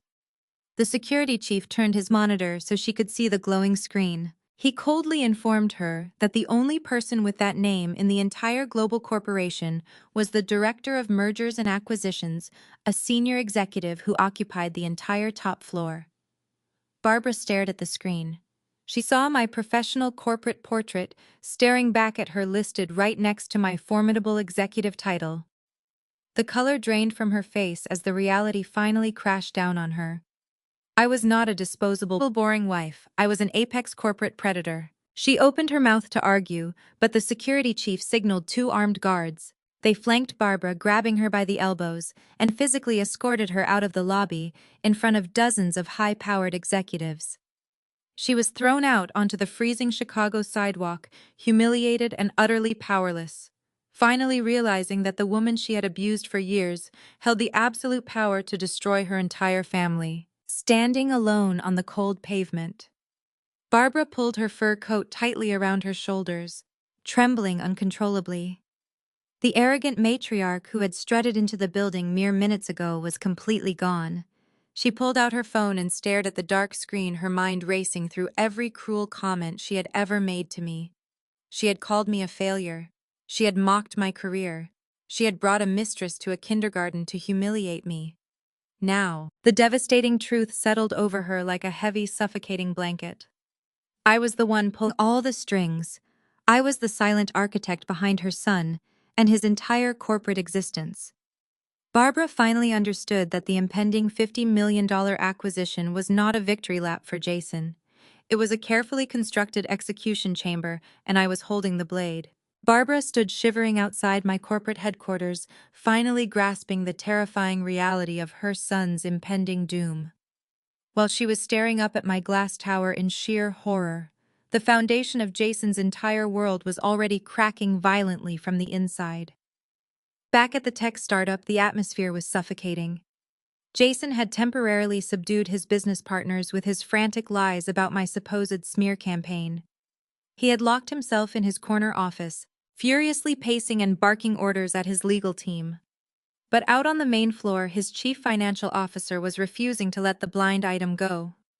Cole was a cautious man, and the specific details mentioned in the financial news article mirrored too many irregularities he had noticed over the past year. Jason had always maintained an iron grip on the master banking passwords. Now that strict compartmentalization looked incredibly suspicious. Cole rolled his chair over to Ian's desk. The 2 men exchanged a heavy look, server logs, and began bypassing the standard administrative dashboard. He dug directly into the raw, unedited transaction histories. It took 2 hours of meticulous searching to bypass the firewall Jason installed to hide his tracks.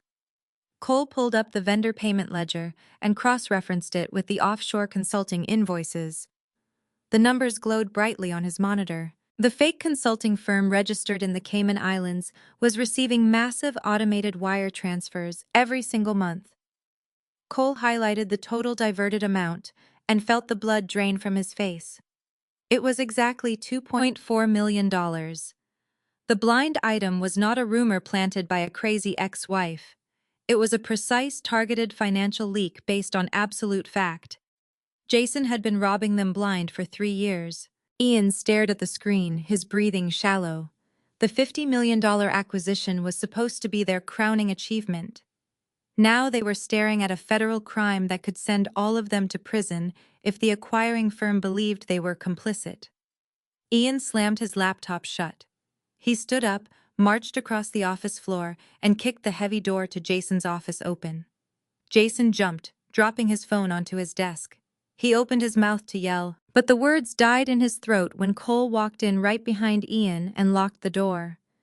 Cole dropped a printed copy of the offshore routing numbers directly onto Jason's desk. "We found the Cayman accounts," Cole said, his voice shaking with raw terror and absolute fury. "We found the fake vendor invoices. You stole $2.4 million from our investors, Jason.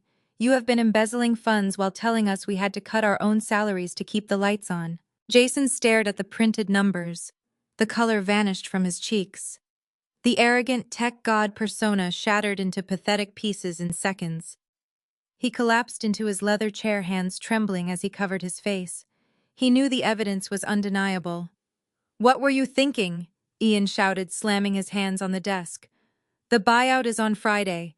The private equity firm just requested a psychological evaluation. They already know something is wrong. When their auditors find this, they will hand us over to federal authorities." Jason looked up, his eyes wild and desperate. He scrambled out of his chair, dropping to his knees right in front of his partners. The great chief executive officer was reduced to a sniveling, begging coward. "Please," Jason pleaded, grabbing Ian's arm. "Please do not say anything. You have to keep this quiet. I was going to pay it back. I swear to you I was going to put every single cent back after the acquisition cleared." Cole stepped back in pure disgust. "You bought a condo for your mistress using our operating budget. You bought her diamond necklaces while we struggled to pay our software engineers. You are going to prison, Jason." "Listen to me," Jason begged, tears streaming down his face. "We signed the papers in 48 hours. If you blow the whistle now, the 50 million goes up in smoke. We all lose everything. But if you keep your mouth shut until Friday afternoon, the money will clear. I will reimburse the stolen funds directly from my payout. I will give you both an extra $1 million. Just let me sign the deal. Give me 2 days." Ian and Cole exchanged a long, tense look. They were trapped. If they stayed silent, they risked becoming accomplices to massive corporate fraud. If they spoke up, they lost the biggest financial payout of their lives. Ian finally looked at Jason. He told him to get up and pull himself together. Ian agreed they would not tell the investors. Hy told Jason to just focus on closing the deal on Friday. Jason let out a massive breath of relief. He thanked them profusely, completely convinced he had dodged a bullet. But Ian was not a fool. The moment he walked out of Jason's office, Ian walked straight into a private phone booth. He pulled out his personal phone, refusing to use the company network. He opened his email and typed out an urgent message. He attached the screenshots of the Cayman Island routing numbers and fake vendor invoices. He addressed the email directly to the special director of the acquiring private equity firm, the mysterious executive scheduled to oversee the final signatures on Friday. Ian hit send, completely unaware that he had just handed the final nail for Jason's coffin directly to me. I was sitting in my corner office reviewing the termination clause when my secure inbox chimed. I opened the message from Ian and reviewed the attached financial documents. A cold smile spread across my face. My husband was bleeding out from every direction. I placed my hands on the keyboard and typed a very brief, polite response to his panicked business partner. Received. Action will be taken on Friday. The morning after, Ian sent his desperate whistleblowing email. The atmosphere in my office was electric with quiet anticipation. I had the concrete proof of embezzlement secured in my digital vault. Now I just needed to set the stage for the final execution. I opened my email client and drafted a formal, legally binding correspondence directed specifically to Mr. Gable Jason's sleazy divorce attorney. I kept my tone perfectly submissive, carefully crafting the exact kind of language a defeated, exhausted wife would use when she simply wanted to surrender. I requested that we finalize the divorce settlement and the accompanying equity surrender documents this coming Friday at exactly 2 p.m. I suggested we host the signing at my corporate office building downtown, citing convenience and a desire to keep the proceedings entirely private. I assured Mr. Gable that I had reviewed their lowball financial offer and was prepared to accept it without any further contest. I promised him the entire signing process would take no more than 5 minutes of their time. I hit send and watched the message fly across the digital ether. It took less than an hour for the bait to be swallowed whole. Across the city, Jason was sitting in his rented office space when the notification popped up on his screen. Mr. Gable had forwarded my email with a triumphant note attached congratulating Jason on completely breaking my spirit.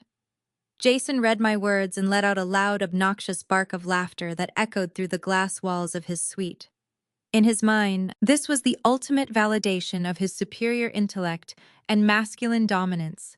He truly believed he had terrified me into submission with his threats of public defamation and endless litigation.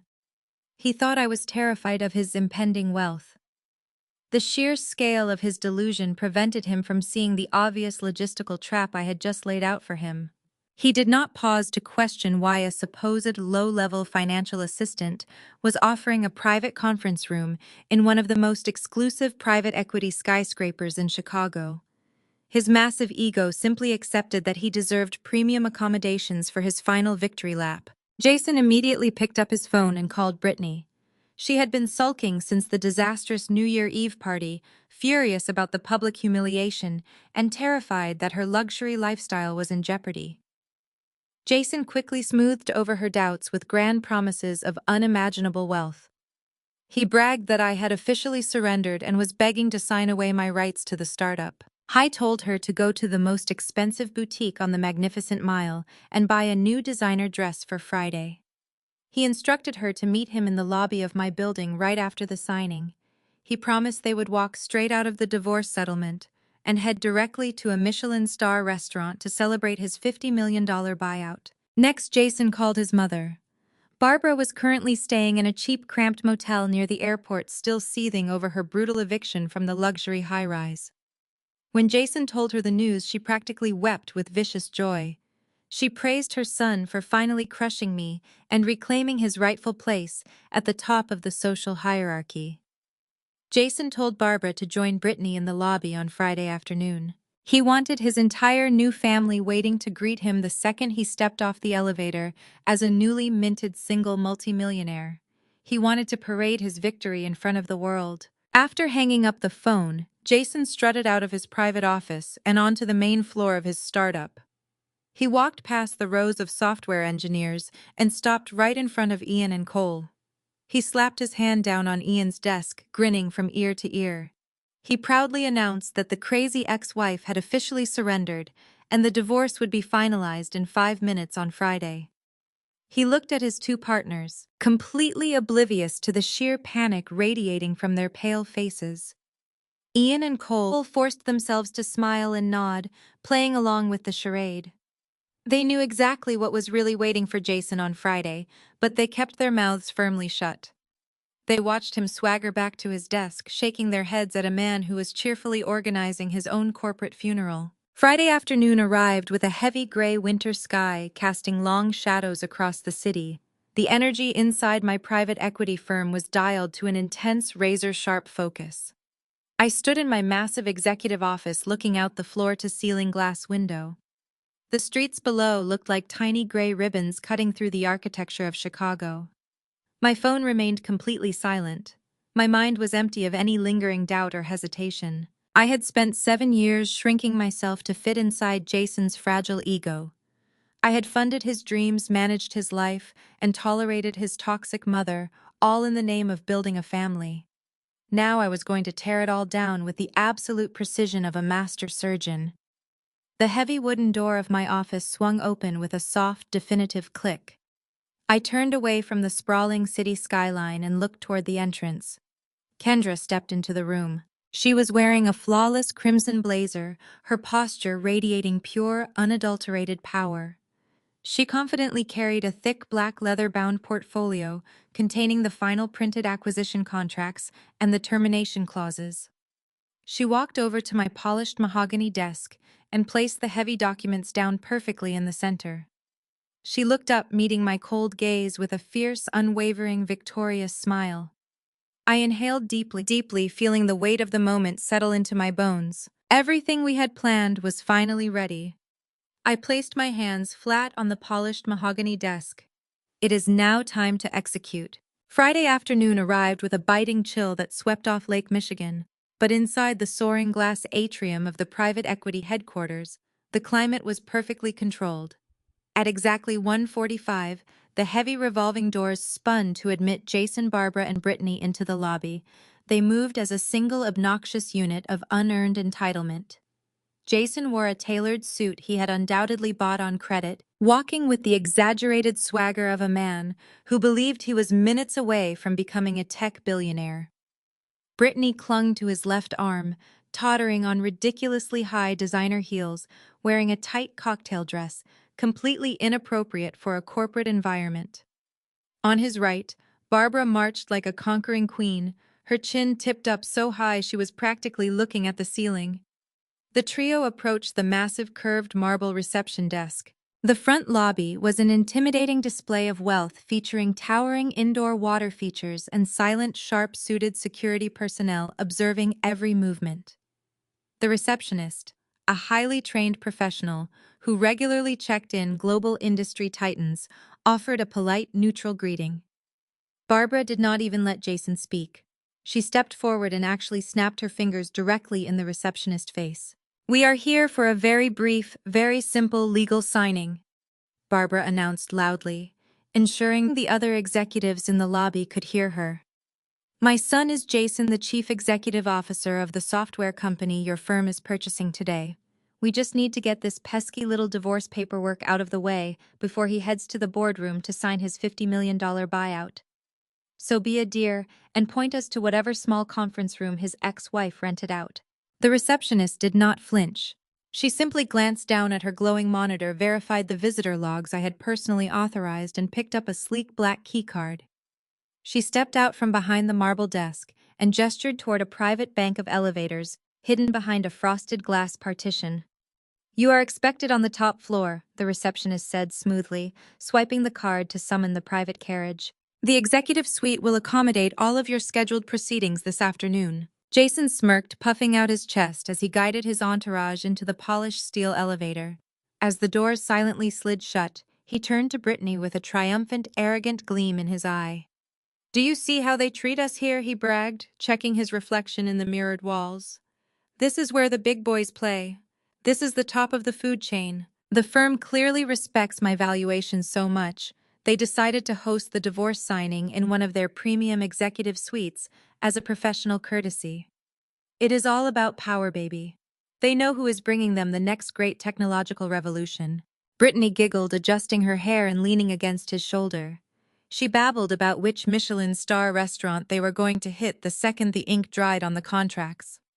Barbara nodded approvingly, patting Jason on the back.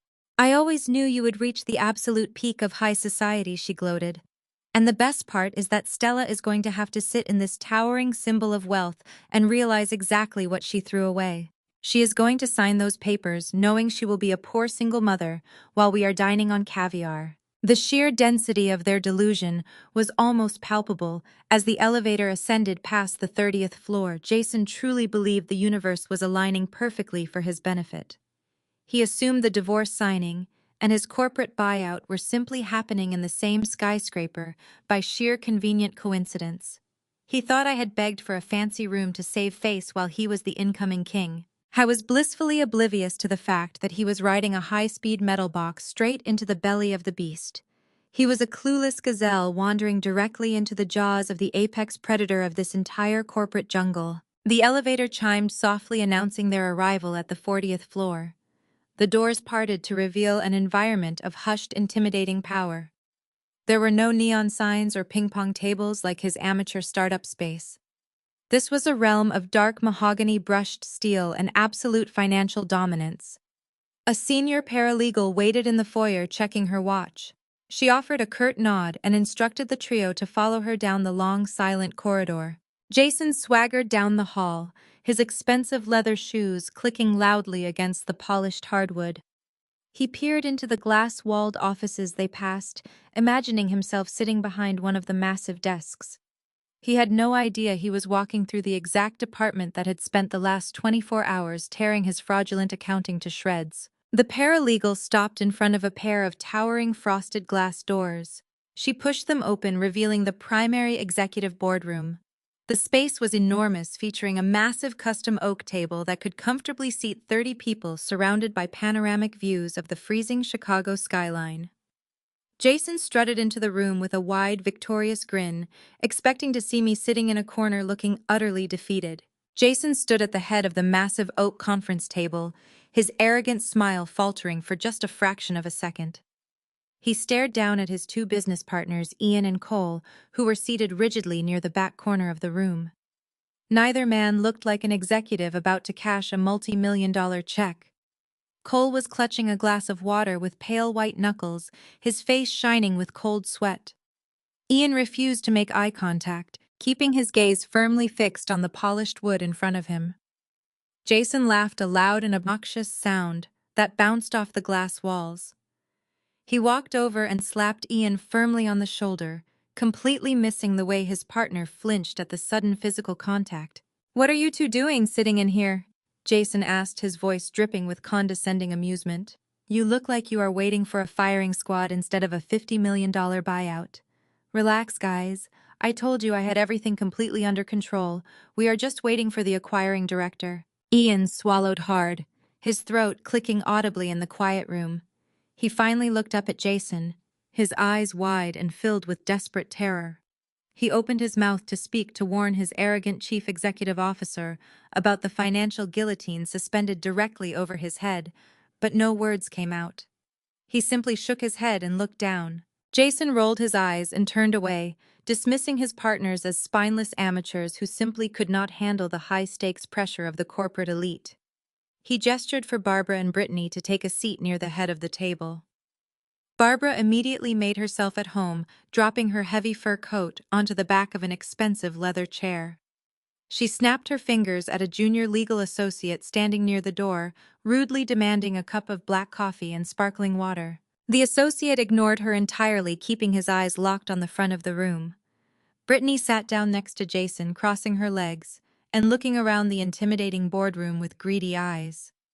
She adjusted my stolen diamond necklace resting against her chest, blissfully unaware of the absolute destruction heading her way. Jason checked his expensive watch, letting out a loud, dramatic sigh of impatience. He paced toward the front of the room, approaching the senior partner of the acquiring law firm. The attorney was a distinguished man standing silently near a large digital presentation screen. "Excuse me," Jason said, clapping his hands together to demand attention. "I was told we were hosting a very quick, very private divorce settlement signing in this suite today. My ex-wife Stella is supposed to be here with her lawyer to surrender her marital claims. We need to get her paperwork out of the way immediately. I have a reservation at a Michelin star restaurant in 2 hours, and I want her completely removed from my life before I celebrate. Where is she?" The senior attorney did not react to Jason and his abrasive, demanding tone. He calmly adjusted his glasses and looked down at the official legal manifests resting on the podium. He flipped a page with a sharp, precise rustle of paper. He looked back up at Jason with an expression of pure, unyielding professional indifference. "We are not currently processing any domestic relation matters," the attorney stated, his voice smooth and authoritative. "This boardroom is reserved exclusively for the final execution of the corporate acquisition. All relevant parties for the financial transaction are currently present or arriving shortly." Jason frowned, a flicker of genuine confusion finally piercing his thick armor of arrogance. He looked around the massive room, pointing a finger toward the double doors. "That makes absolutely no sense," Jason argued, his voice rising in frustration. "I received a formal email from my legal counsel stating that Stella requested this exact suite for her settlement signing. I am the chief executive officer of the company you are buying. I demand to know where she is. I am not signing the acquisition paperwork until my personal liabilities are completely severed. Where is the special director you people assigned to this buyout? Bring him out here right now." The room fell into an absolute suffocating silence. Ian and Cole shifted uncomfortably in their seats, the physical tension in the room growing so thick it felt like the air was turning into lead. Barbara scoffed from her leather chair, loudly complaining about the lack of professional service. The head of the law firm stood perfectly still at the front of the room. He did not raise his voice. He did not show a single ounce of intimidation. He simply raised his left arm, pulling back the cuff of his pristine suit jacket, and checked his luxury watch. He looked back at Jason, his eyes cold and calculating. "The director of mergers and acquisitions will be here momentarily." The senior attorney announced, his words ringing with absolute finality. "She holds the sole authority to execute this $50 million purchase. She dictates the terms of this acquisition, and she will decide how your company is handled today." Jason froze. His brain stumbled over the specific pronoun the attorney had just used. She. He had spent his entire career operating in male-dominated tech spaces, assuming the apex predator of this private equity firm would be an older, ruthless businessman. He opened his mouth to ask for clarification, his false confidence suddenly wavering on the edge of a very steep cliff. Before Jason could form a single word, the heavy oak doors at the back of the boardroom swung open with a smooth, powerful glide. The heavy silence of the executive suite was instantly shattered. The rhythmic, sharp, unmistakable click of designer heels echoed loudly against the polished hardwood floor, signaling to everyone that the ultimate corporate reckoning had finally arrived to fully collect its massive, long-overdue debt. I stepped through the oak doors, feeling the shift in atmosphere. The air inside the boardroom was still heavy with the tension of men waiting for a corporate execution. Every head turned toward the entrance. I was wearing a flawless, tailored charcoal pinstripe power suit that draped perfectly over my 6-month baby bump. The sharp jacket projected absolute authority. I did not walk like a defeated wife arriving to sign away her life. I walked with the grace of a woman who owned the ground beneath her feet. Kendra stepped through the doors behind me. She was wearing a stunning emerald green blazer, her posture rigid and commanding. She held a thick black leather briefcase in her right hand, carrying the documents that would effectively end Jason and his corporate existence. We moved in perfect synchronization, our heels clicking against the polished hardwood floor. We kept our eyes locked dead ahead, marching toward the center of the room. Jason stood near the front of the oak conference table. His initial expression was one of total bewilderment. He blinked several times, his brain struggling to process why his pregnant wife was confidently striding into the most exclusive boardroom in the city. Then his fragile ego kicked in, overriding logical observation.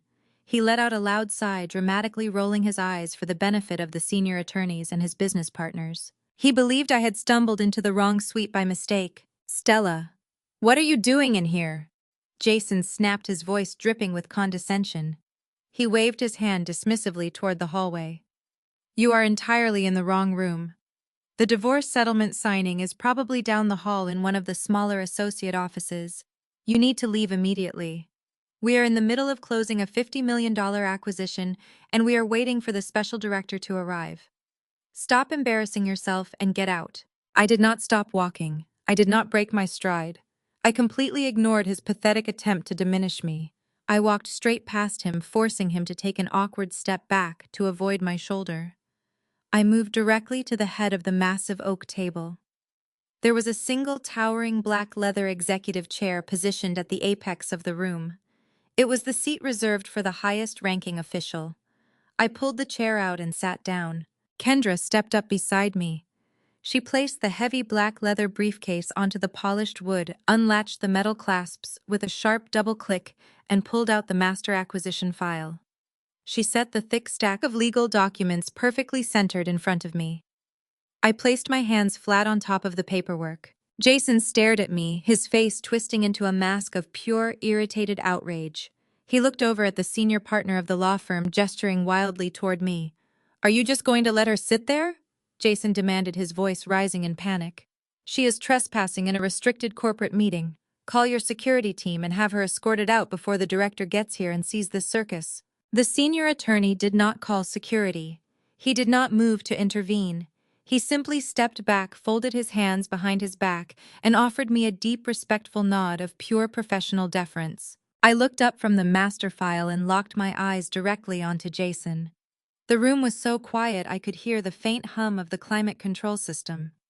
"I am the director of mergers and acquisitions," I said, my voice ringing out with cold, lethal clarity. "I hold the sole authority to execute this purchase, and this is my boardroom. The silence that followed my words was absolute and suffocating. It was the sound of an entire false reality shattering into a million jagged pieces. Jason turned a shade of white I had never seen before. The color drained from his face so fast he looked physically ill. His mouth fell open, his jaw hanging slack as his brain short-circuited. He stared at me, then at the senior attorney, then back at me, desperately searching for a punchline to a joke that did not exist. He staggered backward until he hit the table. At the far end of the room, Barbara let out a loud gasp. Her fingers went entirely numb. The expensive designer purse she was clutching slipped from her grasp and hit the hardwood floor with a heavy thud. The contents spilled out near her feet, but she did not look down. She was staring at me with wide, terrified eyes, the memory of her arrogant behavior in the lobby crashing down on her. She finally realized she had abused the woman who held her son's financial future. Brittany sat frozen in her chair, her eyes darting between Jason and me in sheer confusion. She clutched my stolen diamond necklace tightly against her chest, suddenly realizing she had tied her fate to a man who was rapidly sinking to the bottom of the ocean. Ian and Cole, Jason business partners, did not look surprised. They looked completely resigned. They sank lower into their leather chairs, knowing the executioner had officially taken her seat. Jason gripped the edge of the table, his knuckles turning pure white as he struggled to remain standing. "This is impossible," he whispered, his voice trembling with terror. "This is a sick joke. You are just a mid-level financial worker. You do not run this firm. You cannot be the buyer." I opened the master file, revealing the comprehensive financial audit of his company. I leaned forward, resting my elbows on the mahogany table, and offered him a slow, merciless smile. "I highly suggest you sit down, Jason," I instructed, my tone slicing through the room like a perfectly sharpened blade. "We have exactly 5 minutes to finalize your corporate termination, and I do not waste my time." Jason collapsed into the nearest leather chair, as if all the bones in his legs had suddenly dissolved. His breathing was shallow and rapid, his eyes darting frantically around the room, looking for an escape route that did not exist. Barbara was still frozen near the doorway, her face pale and her mouth opening and closing without producing any sound. Brittany had pressed herself flat against the glass wall, clutching my stolen diamond necklace, finally understanding the sheer magnitude of the disaster she had walked into. I did not give Jason a single moment to recover his breath or formulate a lie. I reached out and pressed a silver button integrated into the surface of the mahogany table. Instantly, the massive digital presentation screen dominating the front wall of the boardroom flared to life. The high-definition display illuminated the darkened room, projecting the comprehensive financial audit my forensic accountants had finalized just yesterday. The numbers were massive, bold, and entirely undeniable. I tapped the touchpad in front of me, bringing the offshore account routing numbers and the fake vendor invoices to the center of the screen. Over the past 36 months, I began my voice projecting across the silent room with absolute clinical precision. The chief executive officer of this software startup has engaged in a systematic and highly calculated embezzlement scheme. He utilized a network of fraudulent vendor invoices to siphon investor capital directly into a private offshore trust located in the Cayman Islands. I zoomed in on the final tally, highlighting the exact figure in bright red ink. The total amount of stolen corporate funds equals $2.4 million. A collective gasp echoed through the room. Ian and Cole, Jason business partners, slumped lower in their seats, the grim reality of their situation fully confirmed. They had known about the missing money since Wednesday, but seeing it projected on a 50-foot screen in the headquarters of a major private equity firm made it inescapable. Jason jumped out of his chair, his hands waving frantically in the air. "That is a lie," he shouted, his voice cracking with pure desperation. "This is a setup. She fabricated those documents because she is a bitter, jealous ex-wife trying to ruin my life. Ian, Cole, tell them. Tell them our books are perfectly clean." Ian slowly lifted his head and looked at Jason with an expression of absolute disgust. "We found the Cayman accounts 2 days ago," Ian said quietly, his voice heavy with betrayal. "We saw the fake invoices. You stole from us to fund your secret lifestyle, and you expected us to cover for you. You are a thief." The last sliver of color vanished from Jason's face. He realized his partners had turned on him, stripping away his final layer of defense. He stumbled backward, his back hitting the glass wall. I tapped the screen again, dismissing the audit and bringing up the master acquisition contract. The legal document was hundreds of pages long, but I navigated directly to the equity distribution section. As the primary acquiring entity, my firm is fully prepared to move forward with the purchase of this software company today, I announced smoothly. We recognize the value of the platform, and we intend to execute the $50 million buyout as planned. Jason's head snapped up, a pathetic flicker of desperate hope igniting in his eyes. He thought I was going to let the deal go through despite the fraud. He thought his payday was still secure. I crushed that hope instantly. However, I continued my tone, dropping to a chilling, authoritative register. We do not acquire criminal liabilities, and we certainly do not enrich thieves. I highlighted a specific razor-sharp paragraph near the bottom of the screen. I directed the attention of the room to Clause 4B. It explicitly states that any executive found committing financial fraud, embezzlement, or a severe breach of fiduciary duty prior to the final signature will face immediate termination for cause. I looked directly at Jason, watching his chest heave as he struggled to draw air into his lungs. Furthermore, I stated clearly upon termination for cause that specific executive will immediately forfeit 100% of their equity shares. That means your payout today, Jason, is exactly $0. You are officially terminated, and you are leaving this building with absolutely nothing. The reality of his total destruction finally registered in his brain. The $50 million he had been bragging about, the lavish lifestyle he promised his mistress, the arrogant superiority he held over me. It all vanished in an instant. He had lost his company, his wealth, and his freedom, all because he was too arrogant to read the fine print. "You cannot do this to me!" Jason roared, his face twisting into a mask of pure, unhinged fury. He lunged forward, pushing away from the glass wall and charging directly toward the head of the conference table. He raised his fists, screaming that I had no right to steal his company. He did not make it past the second chair. Two massive corporate security guards, who had been standing silently in the shadows near the entrance, moved with terrifying speed. They intercepted Jason halfway across the room, grabbing him by the shoulders and pinning his arms forcefully behind his back. Jason struggled against their grip, shouting wildly, kicking his expensive leather shoes against the polished floor, but the guards held him completely immobilized. I simply did not flinch at all. I did not step back. I remained perfectly still, watching him thrash like a trapped, desperate animal. I reached deep into my tailored blazer pocket, pulled out a sleek, heavy silver pen, and slid it smoothly across the vast mahogany table. It spun perfectly until it stopped right in front of his pinned, shaking hands. "You wanted me to sign something important after Christmas?" I said softly, staring into his defeated eyes. "Well, here it is." The heavy silver pen rolled to a stop against Jason's pinned fingers. The metallic click echoed in the massive boardroom, slicing through the suffocating tension. Brittany stared at the pen, then looked up at the towering digital screen displaying the absolute $0 payout. The glittering illusion of her billionaire lifestyle shattered into microscopic pieces. She was not standing next to a tech visionary about to whisk her away to a Michelin star celebration. She was standing next to a desperate, broke criminal staring down a federal indictment. The color drained from her contoured face. She looked down at the designer handbag she was clutching, the one I identified as evidence of a financial crime. She dropped it onto the hardwood floor like it was physically burning her skin. She reached up, unclasped the stolen diamond teardrop necklace from her neck, and threw it onto the polished oak conference table. It landed with a sharp clatter next to the damning audit files. "You lied to me," Brittany screamed, her voice cracking with pure panic. "You told me you were a genius. You told me we were moving into a penthouse. You are nothing but a pathetic fraud."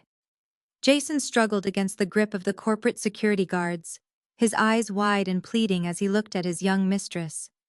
He opened his mouth to beg her to stay, to spin one last desperate lie, but Brittany did not give him the chance. She spun around on her high designer heels, cursed at him at the top of her lungs, and sprinted out of the boardroom. The heavy glass doors swung violently behind her, sealing his romantic downfall permanently. Barbara watched the young mistress flee the execution chamber, her own terrifying reality crashing down upon her shoulders. The eviction notice taped to her apartment door suddenly felt like a permanent death sentence. She had no luxury high-rise to return to. She had no rich son to pay her bills. She was a broke, arrogant woman who had just publicly humiliated herself in front of Chicago elite society. The haughty matriarch who snapped her fingers at the receptionist mere minutes ago collapsed to the floor. Barbara fell hard onto her knees, the expensive fabric of her fur wrap dragging across the polished wood. She crawled forward, tears streaming down her heavily made-up face. "Stella, please," Barbara wailed, her voice a wretched, hysterical sob. "You cannot do this. You cannot leave us with nothing. We are your family. I am Leo, grandmother. Please, you have to show us mercy." I looked down at the weeping woman groveling at my feet, feeling nothing but cold detachment. I did not need to say a single word. Kendra stepped forward, towering over the sobbing matriarch in her sharp emerald blazer. Kendra looked down at Barbara with a gaze so fiercely cold it could freeze the lake outside. "I believe you made your stance on family perfectly clear yesterday morning," Kendra stated, her voice ringing with lethal authority. "You specifically told Stella and Leo that they did not fit your aesthetic. You loudly declared over the phone that it was better without those three. Well, Barbara, you are finally getting exactly what you asked for. Enjoy your isolated aesthetic." Kendra gestured sharply to the security guards.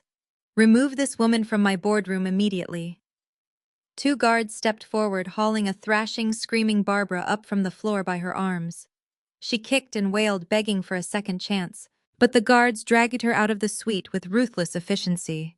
Her hysterical cries faded down the long executive hallway until the heavy doors clicked shut, plunging the room back into dead silence. Jason was left entirely alone, pinned against his chair, surrounded by the absolute wreckage of his own arrogant hubris.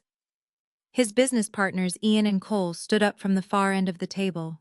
They did not say a word to him. They simply gathered their briefcases, shot him one final look of pure disgust, and walked out of the room, abandoning him to his fate. The Grand Tech Chief Executive Officer was reduced to a sweating, weeping shell of a man. His chest heaved with heavy, ragged sobs as the total destruction of his life settled into his bones. He looked up at me, tears streaming down his face, a pathetic, broken mess. I stepped around the heavy oak table and stood directly in front of him.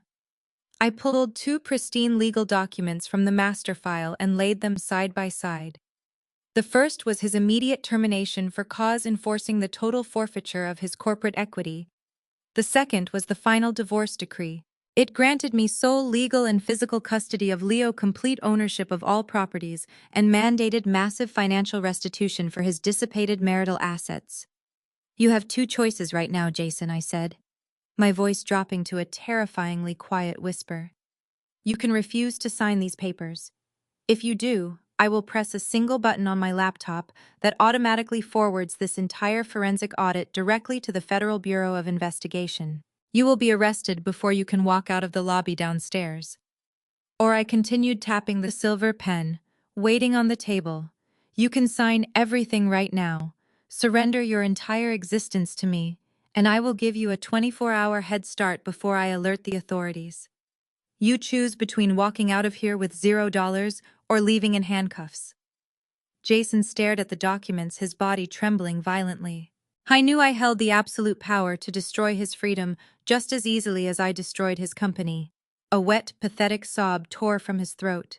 He reached out with shaking fingers and picked up the silver pen. He bent over the polished mahogany table, tears dripping onto the thick parchment, and signed his name on every single dotted line. With every stroke of the pen, he surrendered his wealth, his company, his son, and his entire future. I watched him sign away his life, feeling a profound sense of victory. The execution was completely finished, and I had claimed absolute justice. 6 months have passed since the doors of that Chicago boardroom closed on my old life. Today, the freezing winter winds of the city have been replaced by the warm golden sun of the Hawaiian coast. I am sitting on the expansive wooden deck of a stunning beachfront villa in Maui, listening to the gentle crash of the ocean waves against the white sand. The air smells like salt and blooming hibiscus. I am holding my beautiful newborn daughter who is sleeping soundly against my chest. She is healthy, safe, and completely surrounded by love. A few feet away, Leo is laughing loudly as he chases a small crab across the edge of the water. He looks so happy, completely free from the toxic shadows that used to loom over our household. I take a deep breath of the fresh ocean air, feeling a profound sense of absolute peace settle into my bones. The heavy corporate armor I wore for so long has been traded for a flowing, comfortable linen sundress. I am no longer fighting for my survival. I am finally just living. The sliding glass doors behind me open smoothly. Kendra walks out onto the deck carrying a tray of freshly grilled seafood and vibrant tropical fruits. She looks incredibly relaxed, wearing a bright yellow sundress that contrasts beautifully with her flawless dark skin. Her husband David follows closely behind her with a bottle of sparkling cider and a wide, genuine smile. David is the older brother of Jason, but they could not be more different. David is a kind, intelligent architect who recognized the toxic behavior of his family years ago and wisely chose to distance himself from their exhausting drama. He walks over to the railing and calls out to Leo, cheering him on, as the little boy proudly holds up a shiny seashell. Kendra sets the heavy tray down on the patio table and takes a seat next to me. She reaches over and gently touches the tiny hand of my baby. The baby stirs slightly, letting out a soft sigh before settling back into a deep sleep. Kendra smiles, her sharp, analytical lawyer eyes softening with pure affection. We gather around the table as the sun begins to set, casting brilliant shades of pink and orange across the vast Pacific Ocean. David pours the sparkling cider, and we raise our glasses in a quiet, heartfelt toast to new beginnings. As we eat the delicious meal, the conversation flows easily. We talk about the latest building design from David and the upcoming kindergarten graduation for Leo. Eventually, the topic shifts to the loose ends we left behind in Chicago. I do not ask about them often, but today, the closure feels necessary. Kendra takes a sip of her drink and leans back in her chair.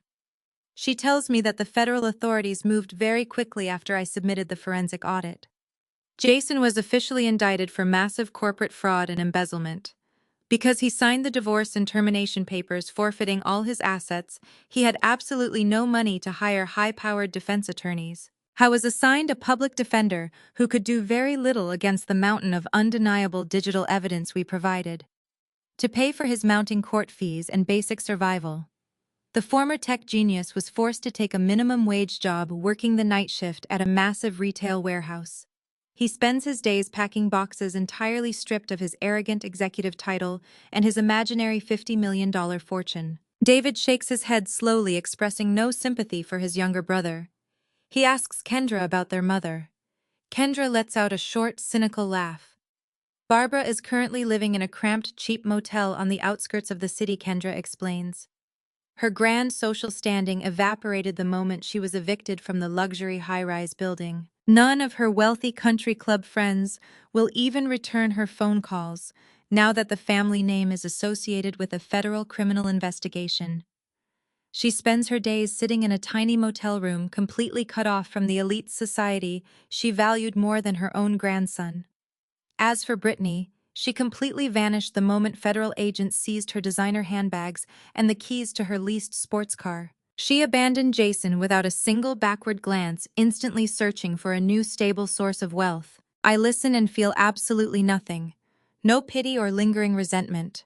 They dug their own graves with greed and cruelty.